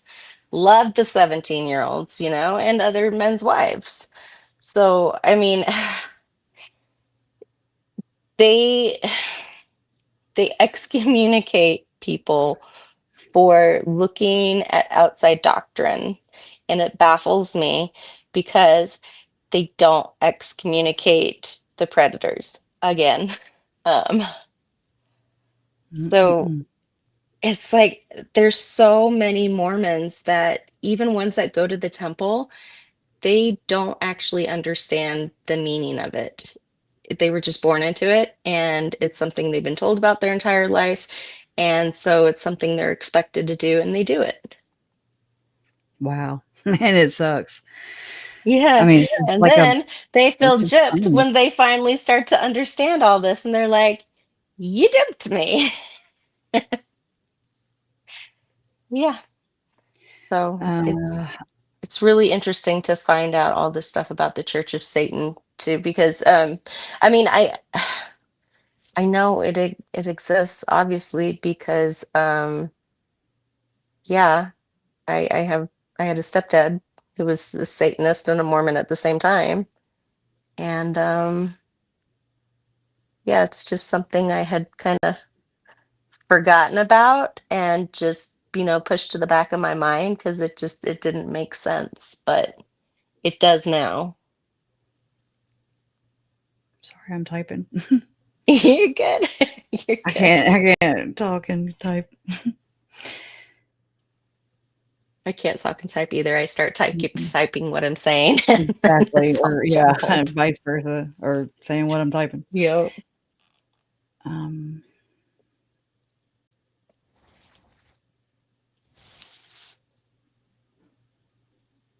Go ahead. Yeah, the church is finally putting some things on their church website that they're admitting to, but they're only admitting to it because so many ex-Mormons found out about it and talked about it on YouTube, so they had to.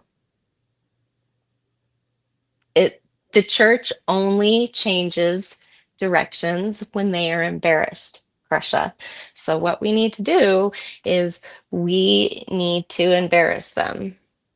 We need to tell how this is not like it's not an anomaly, my past or Lori's past, you Mhm. know. And I think there's going to be many, many, many, many, many more Mormon murderers because they are going to just explode like that slow moving volcano, and then it just erupts, you know? Mhm.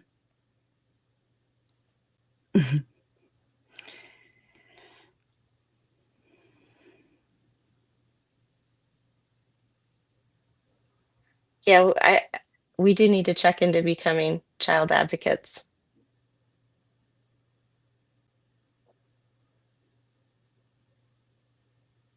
I know, Yeah. Kelly, they say it's fringe beliefs, but it's not fringe beliefs. It's This not. is it's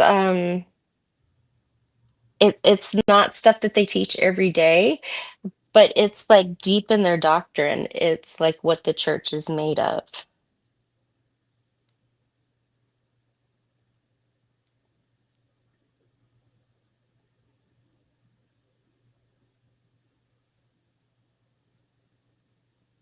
Yeah, I think too, Lamisa, that the financial state is gonna put a lot of Mormons over the edge. And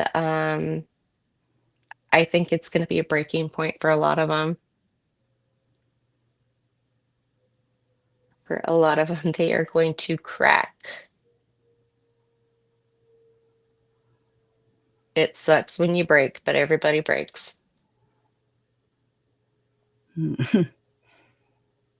What's that? Breaking?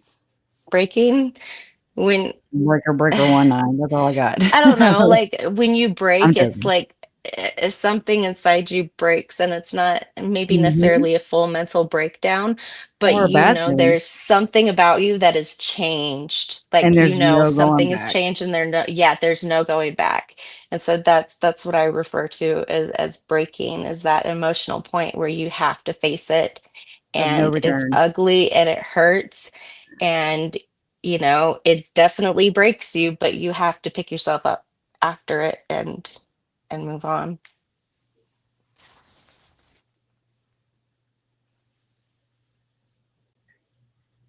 Okay. All right. I wanna be able to say that one thing, but I gotta make sure that I don't blindside another victim. Okay. So, I can either wait and share it another time, or I have to I'm almost finished typing. Just let me know. Um, it's not something like um you don't think it would hurt another victim, right? Like, you're not I gonna mean, mention I any wouldn't names or anything. I wouldn't want to be blindsided by shit that I don't need to be blindsided by. That's my thing, like, I just don't want it to just be in the public, and the public runs back and tells it tells that, Yeah, guess what Crush said? And that way, I hated that. I hate that. It's So, so weird. it really So sucks because weird. you never know which side is gonna fly from. I know. And they don't give a shit. Okay? They just straight up do not care. Apparently. So, Apparently. Allegedly. no, I am standing on it, like they say, what, 10 toes down? Okay. Yeah. 10 toes White down. That's what the white kids say. toed and everything. I told you. It's a surf reference. So you stand 10 toes down on the board because you're about to hit the wave. So you have to. You put yourself into it. That's the reference. Okay. I totally just mansplained that.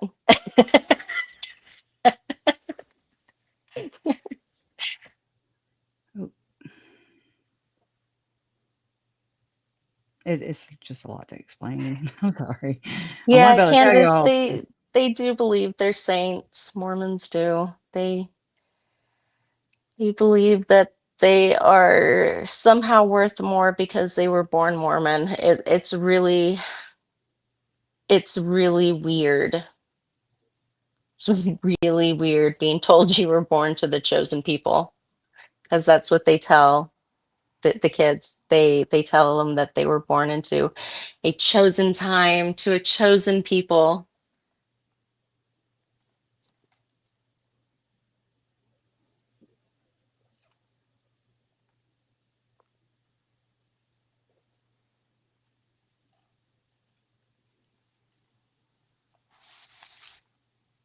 Yeah, if you want to share it later, that's cool. It's better to be safe than sorry. And especially if it's someone that you love that could be affected by it, um, it's better to do it another way. I'm almost finished. I'm sorry. Almost. Y'all wanna listen to that doctrinal video? If I don't know. Y'all wanna learn or what? Let's see. I can play Let's some listen of to it. it. Sorry, I had to go on pause. I know. My daughter came home because she's going with us on the trip, and so she just Aw, got home. that's Yeah, awesome. Okay, yeah, here, she's a I backed it up sweetie. just a little bit. I backed it up. They said they had their own system of red and black dots that they would Oh, put let me next go to back their some more. names. It to him. We were taught our families were of a royal birthright and among Lucifer's elect and elite in the premortal world. Grandpa and Grandma Anderson especially stressed this about their superior generational lines. They would show us stapled pages of genealogy that had been marked for CS ordinances and other significations. They said they had their own system of red and black dots that they would put next to their names. Our charge was to bring as many souls to Satan as we possibly could. This was done through the living and the dead. Our grandmother Karma spoke often about her father, Garrett DeJong, Jr., who had learned about many languages and was, they said, helping us proselytize in the spirit world and bring more spirits to Satan. Grandpa also worshipped Oliver Cowdery as having been an elect member of the church, CS, in his day. They also spoke about some Oliver prophecy they hoped to see Cowdery? fulfilled about Joseph Mhm. Smith's descendants joining. We No were often way. told by Dad, Anderson, Mom, man. and others of the Mhm. countless gatekeepers the church, CS, had positioned in the world and especially in Utah. This was often part of the threats they gave us. They said these loyal to Satan, male and female gatekeepers were in high and low places and professions where they could easily intercept, intervene, and control threats to the church, CS, such as professors, attorneys, judges, doctors, psychologists, and more. We were taught Mhm. CS doctrine by family and other Politician. church, CS, members. We were told the church's goal is to raise and restore to Lucifer to his rightful heritage, to be successor to the throne of God and to become even more powerful than our Heavenly Father. The paterfamilias is the term for the father/husband/eldest male, if Mhm. there is no present parent, of the household in the church CS. Traditionally, the will/desire of the father is law. Women and children are his direct possession or chattel and ultimately treated as such. Sounds like Children Chad. are often used as collateral for getting ahead. David and Richard each had the role of paterfamilias. Dad Children was are not quite as Ah, possessions. strictly traditional as his yeah. elders. Mom often bragged about how good she was at manipulating Dad into doing what she wanted. She said he had never done anything impressive on his own. She had always been behind the scenes, pulling the strings. He Damn. told us, however, That's that a he was good way to intellectually emasculate your superior and spouse. often called her a manipulative bitch. As mentioned, she loved the women's retreats she would go to with her CS friends, and she told us they often talked about how women were being repressed. Dad would tease Mom about going because Mom reported that they had a lot of lesbian sexual encounters there. Whenever the paterfamilias gave you money, favors, or gifts, it would be your obligation to accept it and whatever they later collected as payback for it with gratitude and humility, at their discretion, rape, etc. As a child, especially a female child, and more so as the peacemaker in your family, it was your duty to constantly, publicly and within your home, express adoration and affection for your father. Peacemakers must set a good example. In the Church of Satan, obedience to elders is supreme. They use the council system more than the legal system. Satan's laws are enforced by each group's council, with high councils at the top with the other higher leaders, such as Master Mahan. Some of the other council Master titles Mahan. are the Peacemaker, Enforcer of the Peace, Lori says basically she's a silences peacemaker. everyone, the deaf one, deaf to Jesus Christ, the deceiver, above public suspicion, the conspirator, the witness, the record keeper, and the punisher. Oh. In everyday conversation, council members were often called elders. Women are not allowed on these councils. Sometimes a member will fall from grace and lose whatever standing/position they have in the church, CS. They are brought before one of the councils, depending on the severity, and at the very least, this event brings immense shame on the person and their family, or, at its most severe, torture, mutilation, and death. The peacemaker, this is the person who maintains peace. There are a head peacemaker in each branch or group of this church, but there is also a head peacemaker for the church. They are to represent the group by stopping them from doing things that could hurt the group and keep people quiet when there are problems. There is also a peacemaker in each family. Although this person is usually the first child, it is not necessary. If the first child is not strong enough to control other children in the family, then sometimes they will add a second peacemaker, or give the responsibility to some other child entirely. The punisher, this person is the one who punishes others in their jurisdiction or stewardship. An Oh my example of God. punishers include Gordon Bowen and Joe Binion. Mhm. Gordon Bowen is Allegedly. important as he is not only on some council, but he is the punisher for the whole church. They both learn tactics to really hurt people and sometimes even kill them as punishment. Or maybe be the one to send the excommunication, or I'm sorry, the distancing, the shaming, the public shaming and distancing of Tim Ballard from the Church of Jesus Christ of Latter-day Saints and Elder Ballard to Vice Tim was News. shunned. That's why he's like, no, my church is not do Don't that. shun me. He's like, And that's don't why he's shun me pissed like I've off. shunned so many others. Yeah, he's pissed off at the Shadow Church, which is the thing he's part of, y'all. That is my theory. So it's a pretty educated one too. I mean, It sounds I'm just educated. saying, people study the scriptures. I study these people. That's what I do. Unfortunately, what's that say about my life, right? It's got to be so awesome. You know, you got to have a hobby, okay? Hey, no, you got to expose, and Yeah, that's what I'm you here to do. do. People need to be exposed. Like, if you're going to be, if you want to be a public figure, please expect to be researched. So, y'all, That's I'm how it ready should be, to though. expose. Ready for some exposure? Okay, let's do it. All right. So, I'm still nervous. All right, so this is a public. I had to run all this stuff through a chat GPT in order to just protect my source and to protect me and just to kind of word it all together. Okay, so I'm just going to read it. So it says, hello, everyone. I need to share some information that has come to my attention from a trusted confidential source. This is someone who has been involved in covering cases and has had direct interactions with many of the people involved. And for their own protection and to prevent professional and or personal retaliation, their identity will remain confidential. I am the vault. But they felt it was critical for me and for the public to know this information. Okay, here's what my source has shared with me regarding Lauren Matthias of Hidden True Crime. Lauren Crime! Okay, anyways. Number 1, on allegations of professional sabotage. Let me make sure here. Okay, so my source states that there has been a significant pattern of hypocrisy and professional sabotage. While this individual has publicly claimed to be a victim of online harassment and cancel campaigns, my source alleges that this person has been doing the exact same thing to others behind the scenes. I am told this includes, but is not limited to, I'm going to add that in there, contacting the employers and professional networks of other content creators to report them for trivial things in an attempt to damage their careers, actively working to keep other creators and journalists from getting opportunities on major network productions such as Dateline or Netflix documentaries, using sock accounts, anonymous alternate accounts, that's what it is, to leave 1-star reviews on the work of others. So petty. Organizing and participating in private Reddit campaigns to discredit people they see as competition. They see.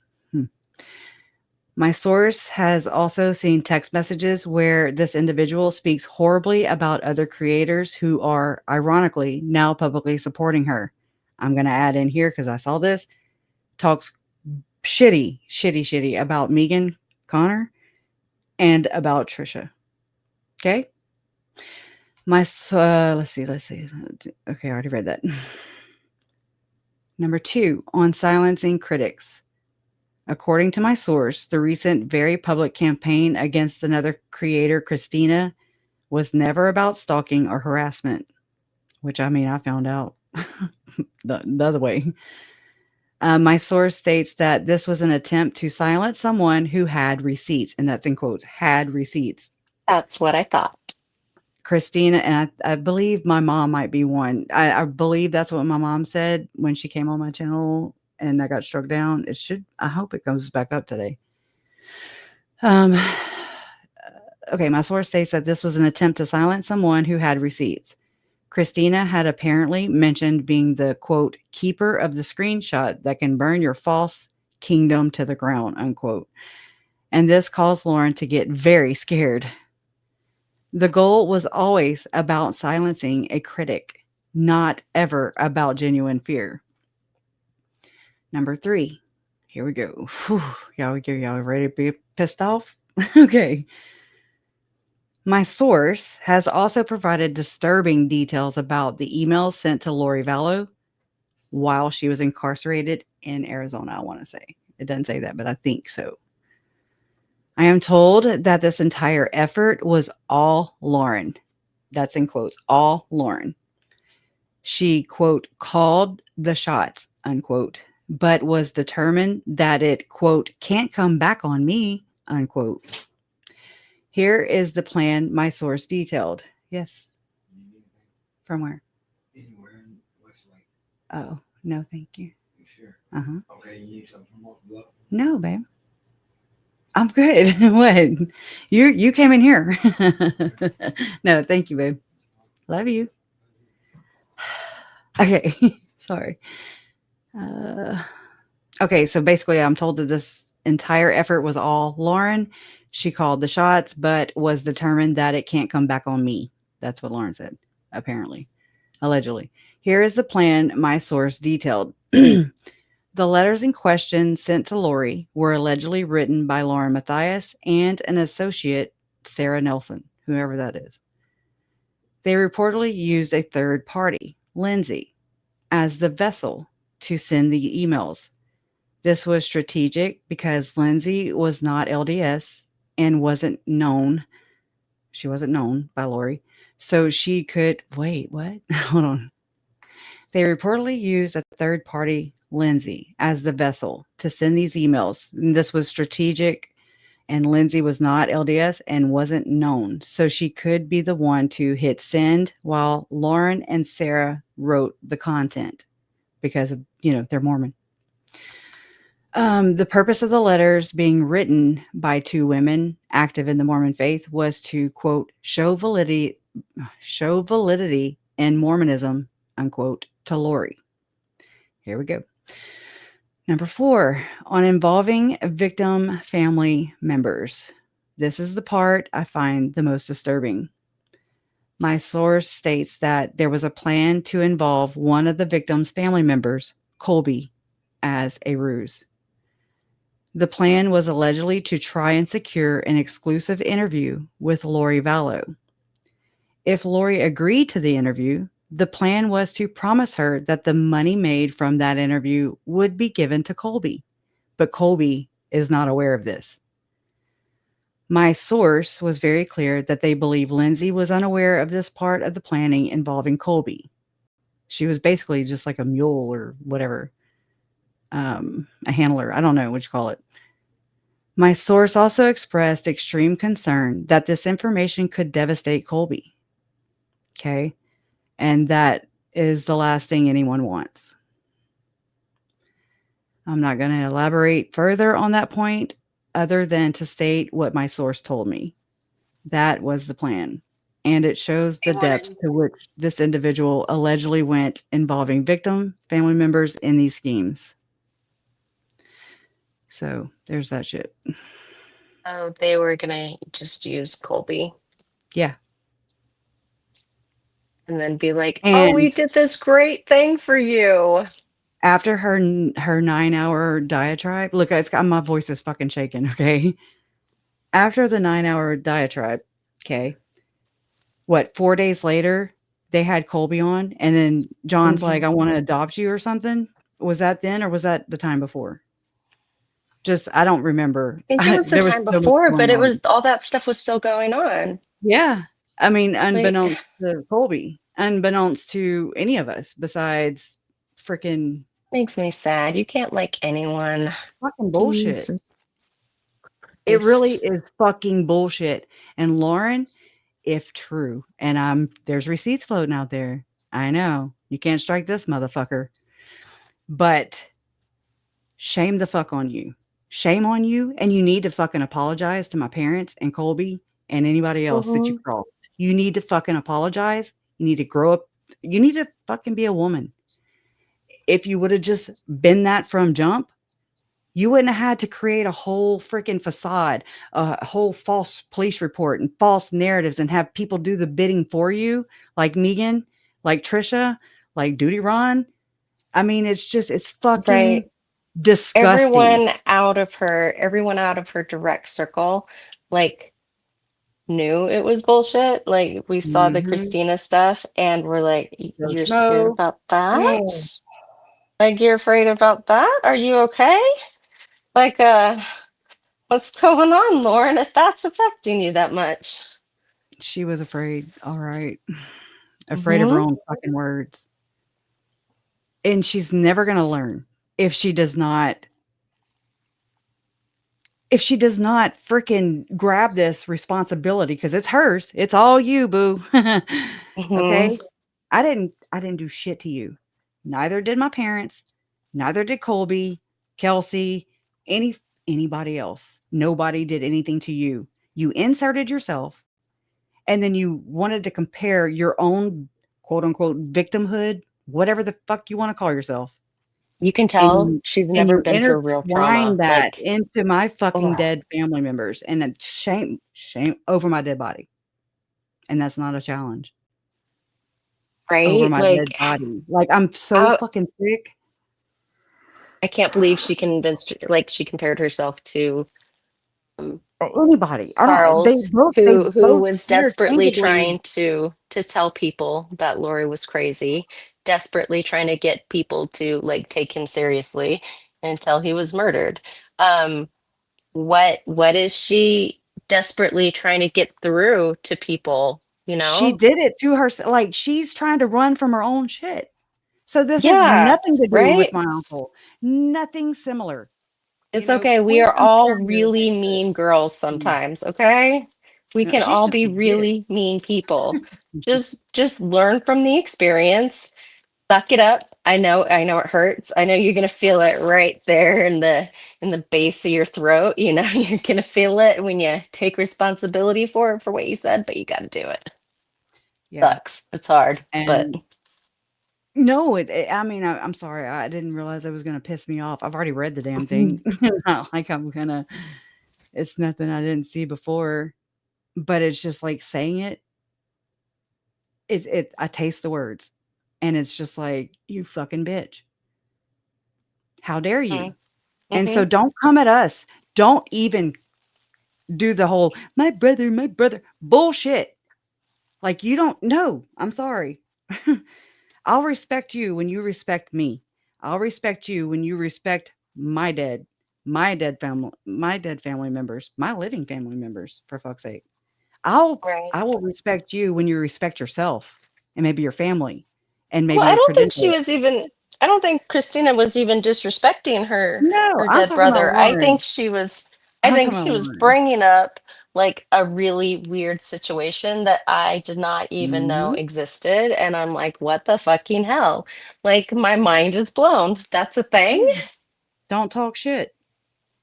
It's Yeah. super easy, super easy. I mean, we've all said things when we're mad. I do it all the time. I mean, I do. I get a I can get a look, I'm stuttering, which is bad. It's so pent You up, sound like though. you're gritting your teeth. I'm Are you not. gritting I your teeth? Are should. you clenching your jaw? I need them. Yeah, it's like yeah, it always is. And I mean, like, I'm like this with Megan. I'm disappointed. I'm hurt. Now I'm pissed. Like that Yeah. first I was confused. Then I was like, "What?" I mean, because I really why do I have to go and fucking find all the sources of y'all's shit? But it's Right? okay for you to shame everybody and to say, that we basically don't get to react. And then John saying, "Love her for her works, Brad Pitt, blah, blah, blah." It's just like That she's was over there such doing a fucking Satan weird. horns, the devil That is horns, and such a weird episode. I'm over it. Like, it's so weird. Y'all need help. But, like, no, I can say this publicly. At least it's transparent, and I'm not doing it behind your fucking back. You want me to go hunt down all the sources? Look, and this has been said wrong, for, people covering the case, and I don't think it's on purpose. But just to clear it, whenever I was about to go live, when my mom joined me, when Awen joined us, or Mhm. me, right before I went live, I got a where's it at? Right here. It's from Trisha. And it said October 26th at 6:15. So there you go. Kresha, please read. Please do not spread misinformation. Grayson did not communicate with Lori Daybell. Okay. Well, so your other friends did. But anyways, she is devastated that this rumor is being spread. Please do not say this about Grayson. Here is a link to a post Grayson made on Reddit saying who was communicating with Lori. Uh-huh. And so I'm supposed to, I guess, go chase this link down on Reddit. I'm over it. Y'all figure it out. Like, get your fucking shit together. Right? Stand by and I will send you the actual post. And she did. And I mean, this is right. I'm about to hit live, on that Sunday. And I said, why would I usually don't even fucking answer back to anybody. I don't do drama. Okay. I don't. Why would I even say that is what I said. And if it was, then who the hell cares? I haven't even read the text you sent just now. Like, I just read the very top part of what I just read you, from Trisha. But anyways, I haven't even read the text you sent just now, but I'm telling you, and then you can tell your girls to leave me and my family the fuck alone now and forever. You all have done enough damage, don't you think? And I put, that's rhetorical. And she said, you asked, why would you say this? Because you retweeted on X. I just thought you would want to know that is misinformation. You want to know what I did?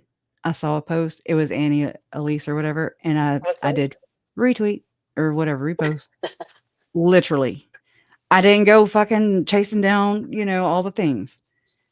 That's not my fucking problem. Y'all seem to be doing a Yeah, great job I get it. micromanaging every fucking body. There's a lot of back drama, it seems, with creators, You and know, and that they're creators. This is my family, though. I know, That's the right? fucking difference. So people are like, she's just jealous. Fuck you. Okay, You're like, first off, no, fuck that's a you. picture of my mom. This is Not my just jealous. family. This is like not the same. It's like comparing what I think Jen Lou says, apples to carburetors. Okay, because that's what it is. They're not even on the same plane, you know. Agreed. Sorry, I didn't realize I was gonna get so mad. It's okay. It's okay. It's I get that. It sucks. But I don't am I mean, so like, why grateful, would so you just grateful that my sister's case never went viral because oh man, Oh, no. I do not Right. envy you. It's cool, and then it's not. Well, yeah, I It's know. very I know what you mean. opportunistic, it's very weird, and it's gross. I don't know what to call it. It's just disgusting. But I get it. anyway, I'm excited for next week, and we can we're gonna dig into Jody Hildebrandt and Ruby Frankie and the business of like I guess teen what did yeah, saving teens, like the or teen how industry, about life and then coaching? yeah, and life coaching, and I think that's predatory too, and like A all of mental fitness these coach. right, and these programs like Sons of Helaman and Oh, how the yeah. church like creates the need for these big industries. It's so weird. Sons of Helaman is Or so weird. And there's a few groups like that here in Utah. porn, Porn addiction. wait, no, it's called something kills drug I don't know what it's called. Porn is a new drug, something like Oh that. yeah, porn is the new drug. That's that other Yeah. guy that Tim Krog and Tim boast about, and anyways, I think so too, Kelly. I mean, I think there needs to be some kinda, not just Yeah. like, "Oh, today I'm gonna be," you know? I think you need some psychology degrees to be a life coach. Or you Is what I should. think you should. Yeah. I mean, But you don't need any credentials at all to be a life mm-mm, coach. You in can Utah. decide at 19 you're going to be a life coach. Sorry, that's funny. I mean, to me, it's reckless. But I It's have like seen some 19-year-old life coaches, and that's why it's so funny. yeah. Yeah. Oh, anyways, but just know that Lauren did not apparently get that interview. So, just saying. Can't bullshit a bullshitter, and apparently Lori's a bullshitter. Apparently Lauren is Oh, too. Crusha, they're milking it now. They really Who? are because they HTC because Oh, they yeah. had an interview with that guy, the Stacy guy in the Monkey Vaughn case. The one that's accused lately? Yeah, the one that's accused lately. They had done an interview with him about a year ago. And Oh, yeah, yeah. yeah, so now they're comparing it because they actually caught the guy and they've charged the guy with his murder. And so Mhm. now they're going back and looking, like the interviews before. So Who's going back? it's Lauren The and public? John.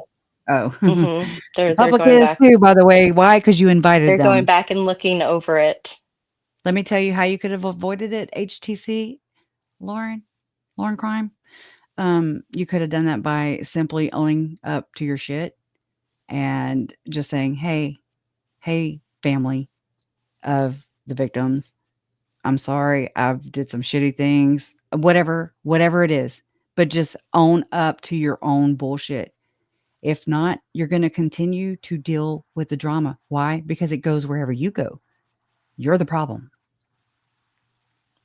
And I Yeah, stand firm on sometimes you that. got to look at your own behavior and say, am I the problem? And sometimes you are. Yeah. I mean, I've definitely been the problem before. me too. And then you realize you're the problem. You're like, oh shit. Yeah. I told y'all before. I'm like, oh my God, I'm an asshole. Like, I realized, like, I was being really shitty. It's like, Imma hurt you before you can hurt me, you know, with the guys. Yeah. And Yep. so, Yep. it's just a bad way to be, and I had to, like I was like, "Oh my god, I'm an asshole. I don't wanna be this way." I was shallow. I didn't care for it at all. But I'm not saying Pressure, I it's can't really a still sign be. of intelligence to be able to change like you did. So, I mean, it's it's like introspect I just compliment. always looked at it as, like, introspection and, like I don't know.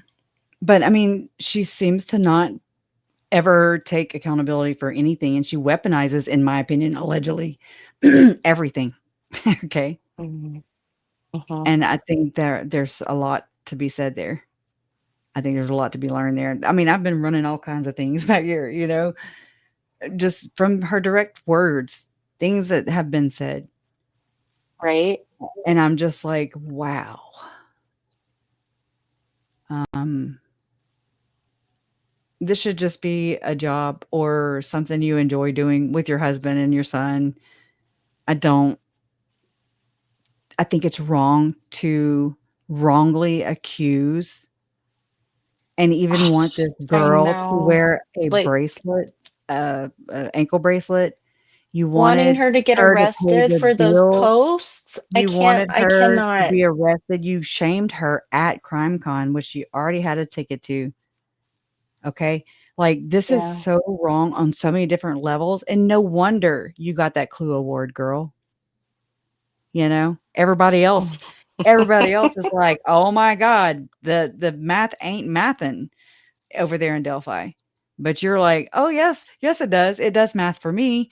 And so if you say it maths for you, then yeah, you get the Clue award at CrimeCon. They I hope kind it's of look fucking like worth they it. were torturing a prisoner over there in Delphi. Yeah, and it's That's really what it fucking appeared tone like to the deaf. whole world. It's really fucking tone deaf that your professional husband, in my opinion, Huh? allegedly cannot fucking pin that shit. He can't point that out. I mean, Helen Keller from Death can see. Right? Like okay, so because I have a loved one in prison, I Me believe too. I that, did too. you know, prison itself is the punishment, okay? Being stuck there in that building, not being able to see your family and friends, not being able to leave, being told, what items you can have, that is punishment in Supposed to itself, be. right? Like we Not a don't mission. I do not think that they should be able to do solitary confinement past a couple days. Mm-mm. Mm-mm. And I think that they should actually have to feed the prisoners real food, like Mhm. real edible food, right? And Not I think that moldy. the Right. prisoners are not to be used for work and they should not make $1.50 a day, Mhm. Yeah. that is slave labor. Mhm. I think yeah, the prison is its punishment and they don't need to torture them further. I mean, I agree. I do because again, I have my brother who's in prison, and then I have Lori mhm, and Chad who mhm. and other people that deserve to be in there too. And it's like, yeah, people are like, "Burn them at the stake," and I'm like, "I'm kinda right there No, with you that's too." And not then I'm like, "But no, my brother's there mm, and I love him and he didn't kill anybody and right, he's trying to do better." He's at right. least showing something. He says, he talks compassionate with empathy, he regrets doing what he did, but I don't see that over there. And Yeah. that's the difference. Like, I'm not trying to sit here and, say one's more righteous than the other. I'm not doing that, but you gotta own up to the bullshit that you're putting out there. You have to take responsibility. You have to be accountable. Everybody has to be Mhm. held accountable. Hold me accountable because the day that we stop holding each other accountable, I mean, Yeah, might as well just that's when things. put a stick in Yeah, it. I'm not here to be sycophantic. Mm-mm. I No. really want to explore like these ritual things with you and try and help explore and maybe answer some questions and Of maybe our own, like, that's what I'm here to right, do, yeah, like right, like we can answer some questions of our own and then maybe it sparks conversations for other people. yeah. That's what I'm hoping, is that it sparks conversations for other people and they start examining things and then I think we have to, as mothers, like we have to band together. We have to change these laws, these mandated reporting laws. And like churches aren't going away. So we as mothers have to stand up and make sure that our children are safe in churches, because obviously the priesthood holders and the men in charge aren't going to. So we have to. Yep. It's yeah, 'Cause like it's the the guys right thing couldn't to do it. It's do. time for the girls to come in and clean it up. Yeah. Or just whatever. I mean, it just needs to be like doing the same thing over and over again, expecting different results is insanity, and I refuse. Mm-hmm. I can't even stand walking. Like if I go from when I go from this room to my other room, I carry everything with me. Okay. I Right? Oh always gosh. have something in my hand when I go from room to room. My mom taught me this and my grandma too. They're like, "Well, here, you're gonna go that way. Here, bring that too." Like I don't like doing things twice, even though that's kind of what I do here. But I've been also talking to my own echo chamber in the sense because I usually don't have a receiving I don't have a Yeah. voice It's good to on have pushback. It's good to or have like an just to kind of actual bounce. person. Mhm. Yeah. Whereas I look at the chat and I'm like, okay, I feel like sometimes I'm like, hey, what are we doing? Well, we Or, learn what do y'all together. think about this? What do but I mean, it's just the way it's a frustration in the communication chink, but it's also really awesome that we do get to communicate the way we do, Yeah, I think so too. versus then. So, um, I'm looking at something else too. Oh, it feels good to breathe. I know it probably wasn't the big, like, "Oh my god," but I'm sure there's more stuff, but that's pretty damning. And so now we just have to wait for the text, and I mean, whatever. We've seen a couple, my mom, I think, has seen some, don't quote me on that, but I feel like she said that, like, that's what she saw or something. I I think that's what she said. I don't know, my video got struck, so thanks, Lauren.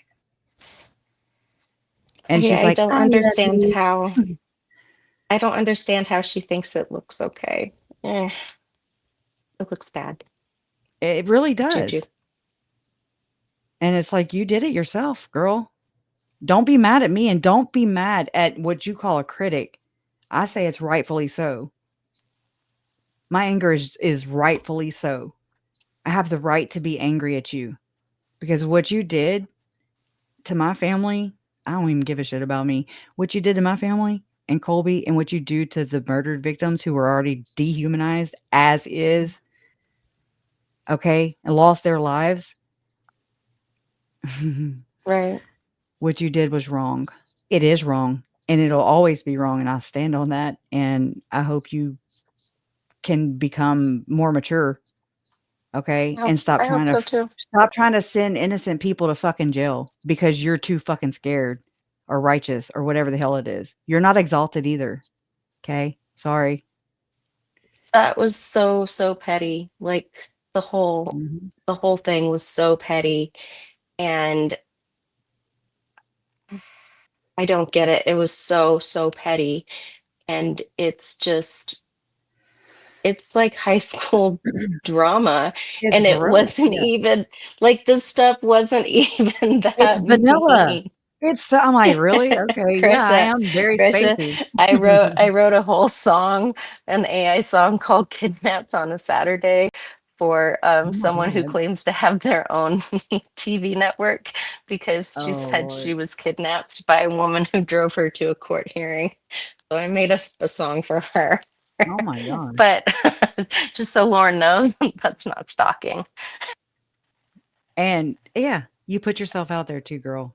So, this all could have been avoided by just being an adult. And So John, Lauren, you're enabling her. And, I mean, maybe I'll make Lauren a song. I see Lauren as a Lori could be. Could be. And it's scary. No, I'm being serious. Like, it's so scary to me. But so many Mormon women could be.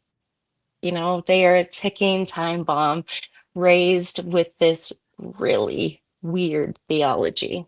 they're offended about everything, but then they go Yes, offend. Frankie Frankenstein. That's who I made this song about. Oh my god.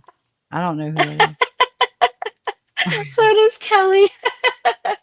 is. That's funny. He was in that case. Yeah. I want to address this too. So I did put this together the other day, and this is basically like an open letter to the true crime community. Okay. My name is Kresha K. Easton. My family's murders are not your content. My uncle Charles Vallow was murdered. My step-cousin Tylee Ryan was murdered. My sweet nephew Joshua J.J. Vallow also murdered. I state these facts at the beginning because for many in the true crime community, these names are content. They are characters in a story, keywords for a video, or pawns in your creator drama. For me, this is not content. This is my reality. This is my family's reality. This is my family. And I'm tired of watching our unimaginable tragedy be exploited. This is an open letter to the entire true crime community, the creators, and more importantly, the audience. For years, I have watched podcasters and creators fight, backstab, and build entire hoax narratives around each other, one-upping. But you must understand, when you do this using my family's name or any other family like that, it's not drama. It is literally, oh my gosh, it is literally the active and repeated re-traumatization of my family. When you make yourselves the main character, you are actually harming real people. You are harming us. There is a deeply disturbing trend in this community where certain creators, when faced with accountability for their unethical actions, immediately wrap themselves in the mantle of victimhood. Let me be unequivocally clear. I can't fucking talk. Being asked to be ethical is not an attack. Being questioned about your methods is not stalking. Being held accountable for exploiting a family's tragedy does not make you a victim. We are the victims. My mother, my stepfather, my brother, Colby, Kelsey, their children, Annie, her family, they're the victims, okay? And anybody else I forgot. Okay, hold on. My family is who you claim to be advocating for. When you, like Lauren Matthias of Hidden True Crime, allegedly create a false hoax narrative about being stalked, all while source alleges you are the one actually engaging in professional sabotage, using sock accounts, and attempting to silence critics, you are spitting on the graves of the people that I love. This behavior, I've come to understand, goes beyond a simple desire for clicks and profit. For some, it seems to be a mission. I've spent every day since Charles's murder researching the why. Why do so many people, particularly those connected to the LDS faith, feel so justified in this behavior? I believe it is connected to a culture of online warfare that has been commanded from the very top of their church. In 2007, M. Russell Ballard, the late president of the Quorum of the 12 Apostles, commanded the congregation to engage in online discussions with critics. He told them not to allow people like me, people who question, people who research, people who have been harmed, to define what the church believes. In my opinion, this has created a generation of online warriors who feel a divine pressure to engage in online conflicts, to rebuttal their perceived enemies, and to control the narrative at all costs. Is this what we are seeing now? Is the alleged scheme to have associates email Lori Vallow in jail to show validity in Mormonism simply a part of this mission to get an interview? Is the alleged plan to leverage my cousin Colby as a ruse to get an interview part of this mission too? Is the goal to control the narrative, even if it means exploiting and harming the actual victims? This mission to control the story has devastating, painful consequences. The deepest wounds don't just come from the public-facing creators.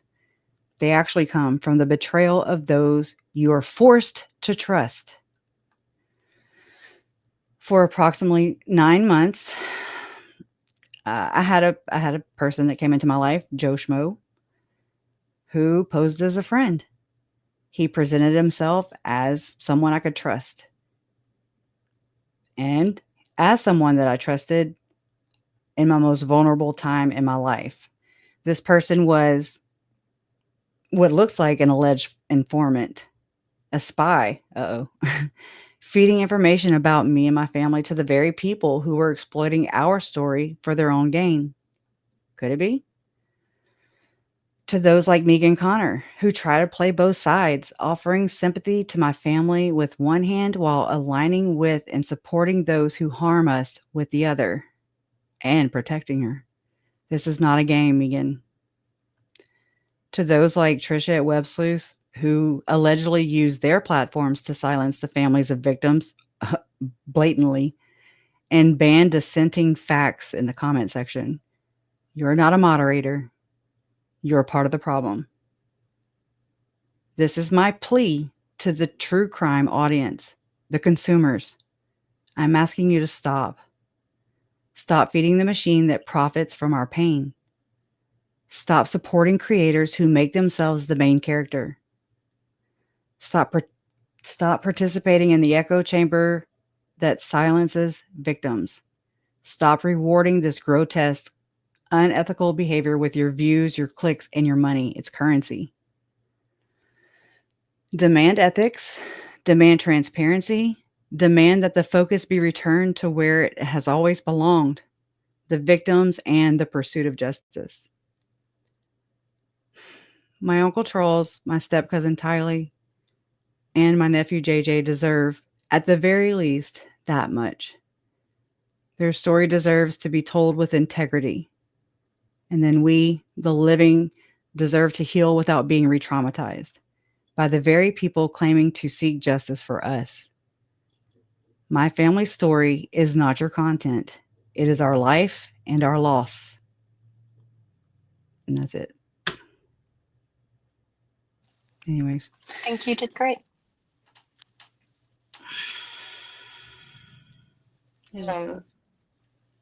I have to drop and get going. No. In a minute. I do too. But in a little bit. But you did really good. Yeah. I'm looking forward to doing this research with us. And maybe we research and we find that others are right, that it's not really Mormon doctrine, the satanic stuff. But what if we research and we find that it is? So until we look at both sides, like, we can't really say it is or it isn't, just because we don't want to believe that it isn't. Yeah, I've been looking at it though. I'm like, come on, girl. I know, right? And the way that's okay. I'm glad. right. Nobody should ever have to look at this stuff by themselves, okay? Because it's dark. Right? It is some dark stuff. It is through and dark. through. And I mean, that's kind of, the point. That's what this is. Yeah. So, but even if it doesn't align, again, I'm not going to be able to say yes or no, or this is the answer and this is not. I don't have the answers. Maybe you'll get a partial answer. I do, but it's for everybody's own journey, because I mean, again, I can't force, and I won't force anything to fit. Mm-hmm. But if it fits, it fits, and I mean, you have to, like, everyone has to do their own research into it as well. And you be the judge, like, because there's no way, like I said, there's no way for me to be like, this is it. Now I can have my not narrative, but my theory or theories. There's nobody here. I wasn't there. You weren't there. We weren't there. And anyways, I just think it's like the best thing to give justice to their stories, to their own personal stories, because they were horrific. They didn't end with ice cream cones and butterflies and freaking unicorns. Okay. Right. And they rarely do. Children were murdered, innocent spouses were murdered. They didn't deserve to be murdered. Nobody deserved to be murdered, and ex-spouses even maybe. So it's just Yeah. we have to Ex-spouses keep don't them. deserve to be murdered. No. We Like have to they keep them don't. at the core. And just remember, like if how I'm behaving, how I'm handling everything. I know, like just getting hot-headed just now. I know that's not very becoming, but damn, it's been building up for years. I know. I'm a pressure cooker too, and it's like, God damn, it pisses me off. And I don't realize it till I start tasting those words. Then it bubbled up. But yeah, Ravina. It's okay. It's worth it. It's okay. They're worth it. They're worth it. And if not, if it has nothing to do with their deaths or what happened to going into their deaths or the abuse, which I think it does, but if it doesn't, then still there are people who are victims of this system as well. So there's that, it's not wasted or anything. Maybe we can scream loud enough to get other people talking and to get other Exactly. people to look into it too. And that's, that's the goal.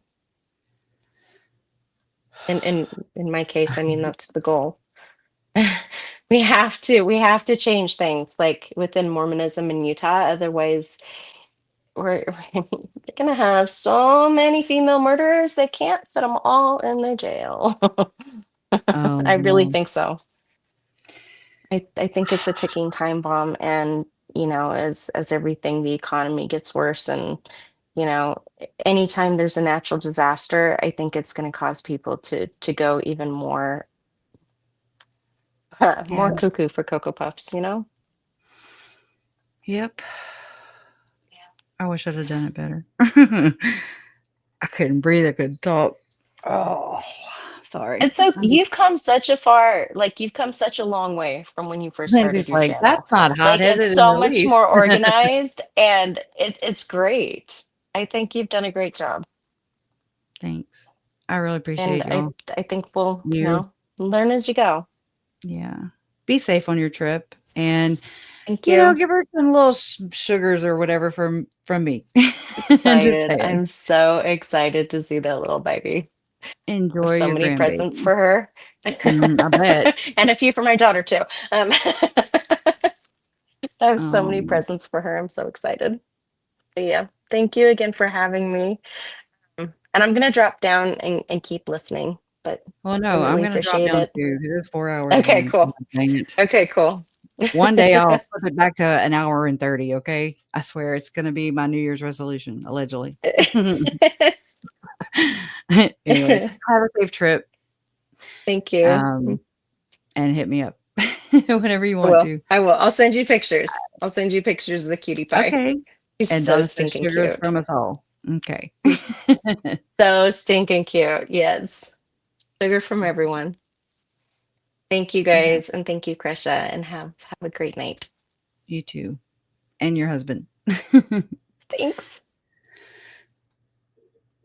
Oh, she's a sweetie.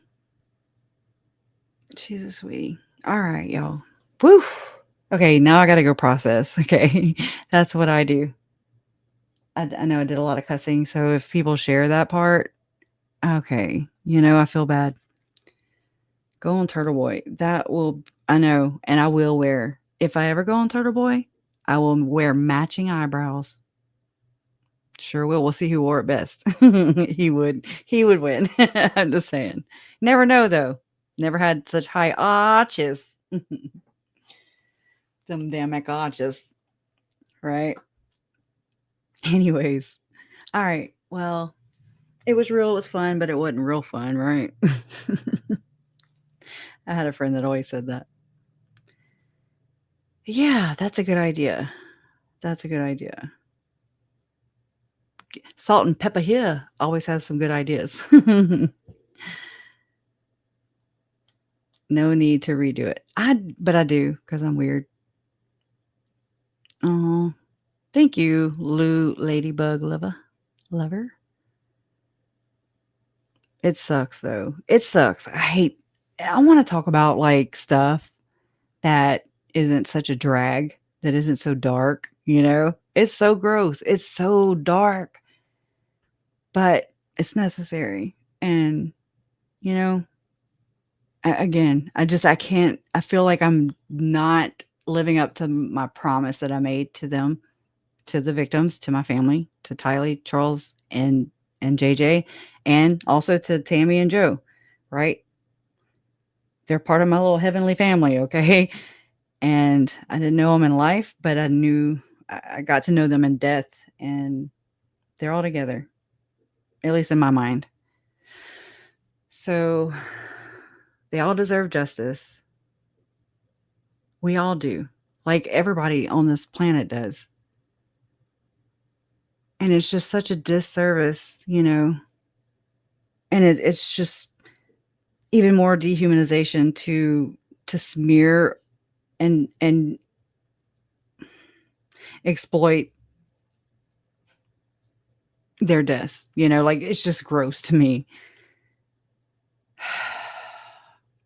And I think that you likely everybody, you know, who's lost a loved one, whether, you know, I don't know. I know that I've lost family members to just regular death, whatever that sounds so weird saying, but versus murder, it's so different in the sense that, you know, it wasn't the cycle of life that took them.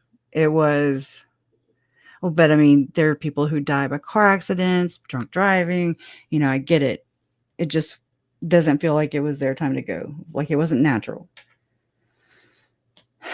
But definitely it's wrong for people to take that upon themselves and take the life of another human being. Like that's just a basic human right that we all deserve and that we should all respect amongst others. You know, like we should feel that way about others. We don't have the right to take anybody else's life.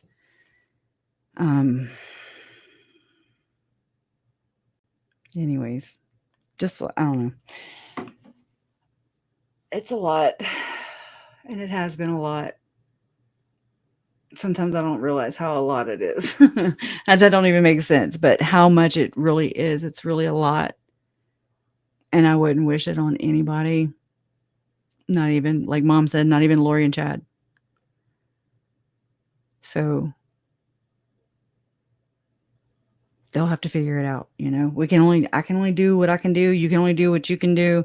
And I try to I want to do that by leading by example. Like, I'm not saying I don't get hot-headed. I don't say I don't get pissed. I'm not saying I don't ever say things that I regret. I'm not perfect. I don't try to be, like, but it really sucks to watch people act like they are perfect when you can see right through them. You know, that's really gross and fake and disgusting to watch, especially when they're acting like they're all righteous and shit. Taking up for my dead family members who were murdered and wrapping them in merch. And, you know, I know it's not directly, but it still is. It was built on the blood of my family fucking members. Sorry, I didn't mean to cuss right there. It just kind of came out. But it was. And it always will be. That will always be Hidden True Crimes' origin story, where they sat together at their dinner table. Okay? Whether it was to come and control the narrative, whether it was to come and get rich, whether it was both, whether it was to actually impact the true crime community, this genre, whatever you want to call it. This is not entertainment, which is what Hidden True Crimes shit is listed under. Mine is too, to be fair, because I don't know what the hell to list it under. I understand those are more technical terms, but it's also, you know, just maybe don't ignore people. Maybe acknowledge the pain of others and not try to compete. I always felt like Lauren was trying to, and I know, what the hell? I'm not no damn journalist. I'm not a reporter. You're the damn professional. I'm the family. But again, that's where I experienced what looked like, who's my favorite victim? Who, come here, Larry, come here. You just, heard some heartbreaking news in the courtroom right there. Oh yeah, where they say, oh, Chad might not uh, be charged with the murder of JJ? Oh, yeah, detrimental, right? I was out in my shed, in my shop. I didn't even know because I didn't really watch Lauren, because I had my wonderful mods, Donna, too. She would be back here, so I wouldn't have to be back here working the controls, streaming everything.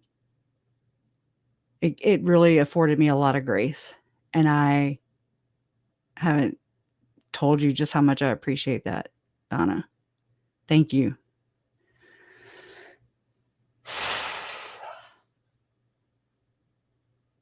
But instead, just Lauren going to the trials, but then yet still streaming it. And it's just like, hey, hi, you know? Anyways, again, the sun comes up for everybody every day. I don't want shit from Lauren or anybody else for that matter. It just seems like you might be a little more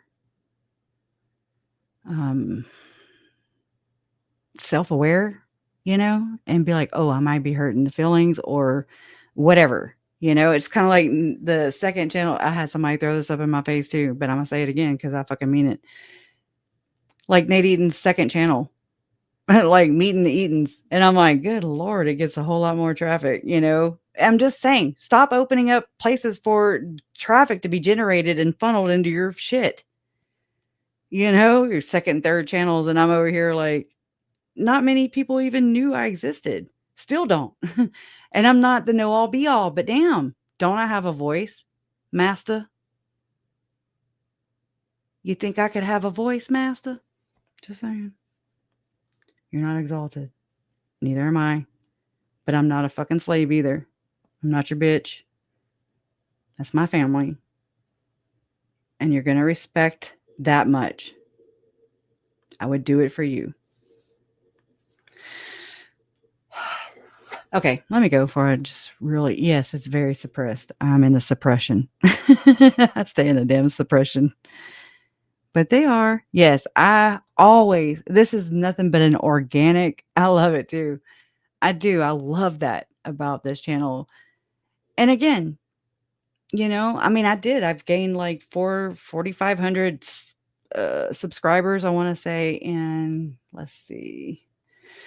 I say quickly, but we all know damn good and well that won't be quick. Let's see. 1, 2, 3. Yep. See, I already closed it, I think. Nope, I didn't. Let's see. I don't hardly ever look at my dashboard. 17,515 subs. I had 4,492 subs in the last 28 days. Like, what? That's crazy. Crazy in a good way. Crazy in like, are these people who unsub from them? Yeah, it doesn't really matter. It's like, I'm sure some people were already subbed here and there, but either way, she exposed herself. She exposed herself. She exposed herself. That's the important part. I didn't have to do it. Nobody from my family had to do it. She did it to herself. Why? Because she's a walking, talking, in my opinion, ticking time bomb. Just like Lori was, just like Stephanie said, right? And it's just a matter of time before it happens again. It's just a matter of time before this blows over, and who knows who's next in line. Okay? Because if it's never addressed, if it's never a sin, if it's never a flaw, accountability, saying, oh yeah, I caused that. How did I cause that? Oh, because I did this and I said that. And you wouldn't have to be doing all these mental gymnastics you're doing. It's disgusting. You wouldn't have to be clogging up the freaking judicial system. You wouldn't have to be clogging up all our time. I have a cult to look after. That's what I'm doing. Could have used your help a long time ago, Lauren. Okay? Journalist. I don't have the skills, but I have the common sense. I have the heart. And I have the reason. So, I don't know, girl. Can't do it for you. You gotta do it for yourself. Then you gotta be able to do it for yourself so you can teach your son. Who else is gonna teach him? Books, quotes, books and quotes. Brad Pitt. Anyways, all right, y'all. I'm gonna go. I'm just talking shit. I want to see if my video's back yet. First, live. Come on.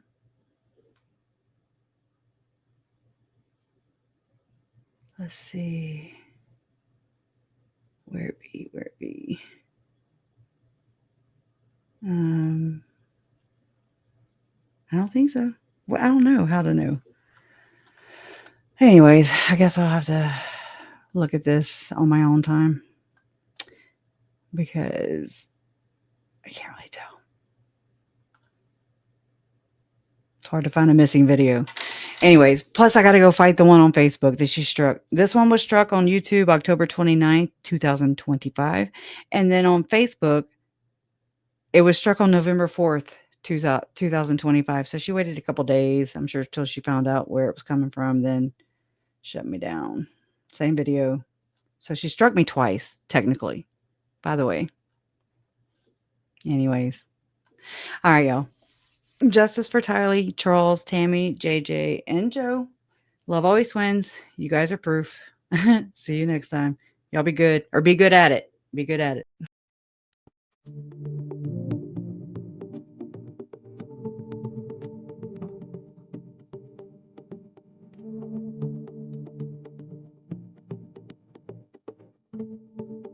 What? Forgot to tell you guys. Love you. Love always wins.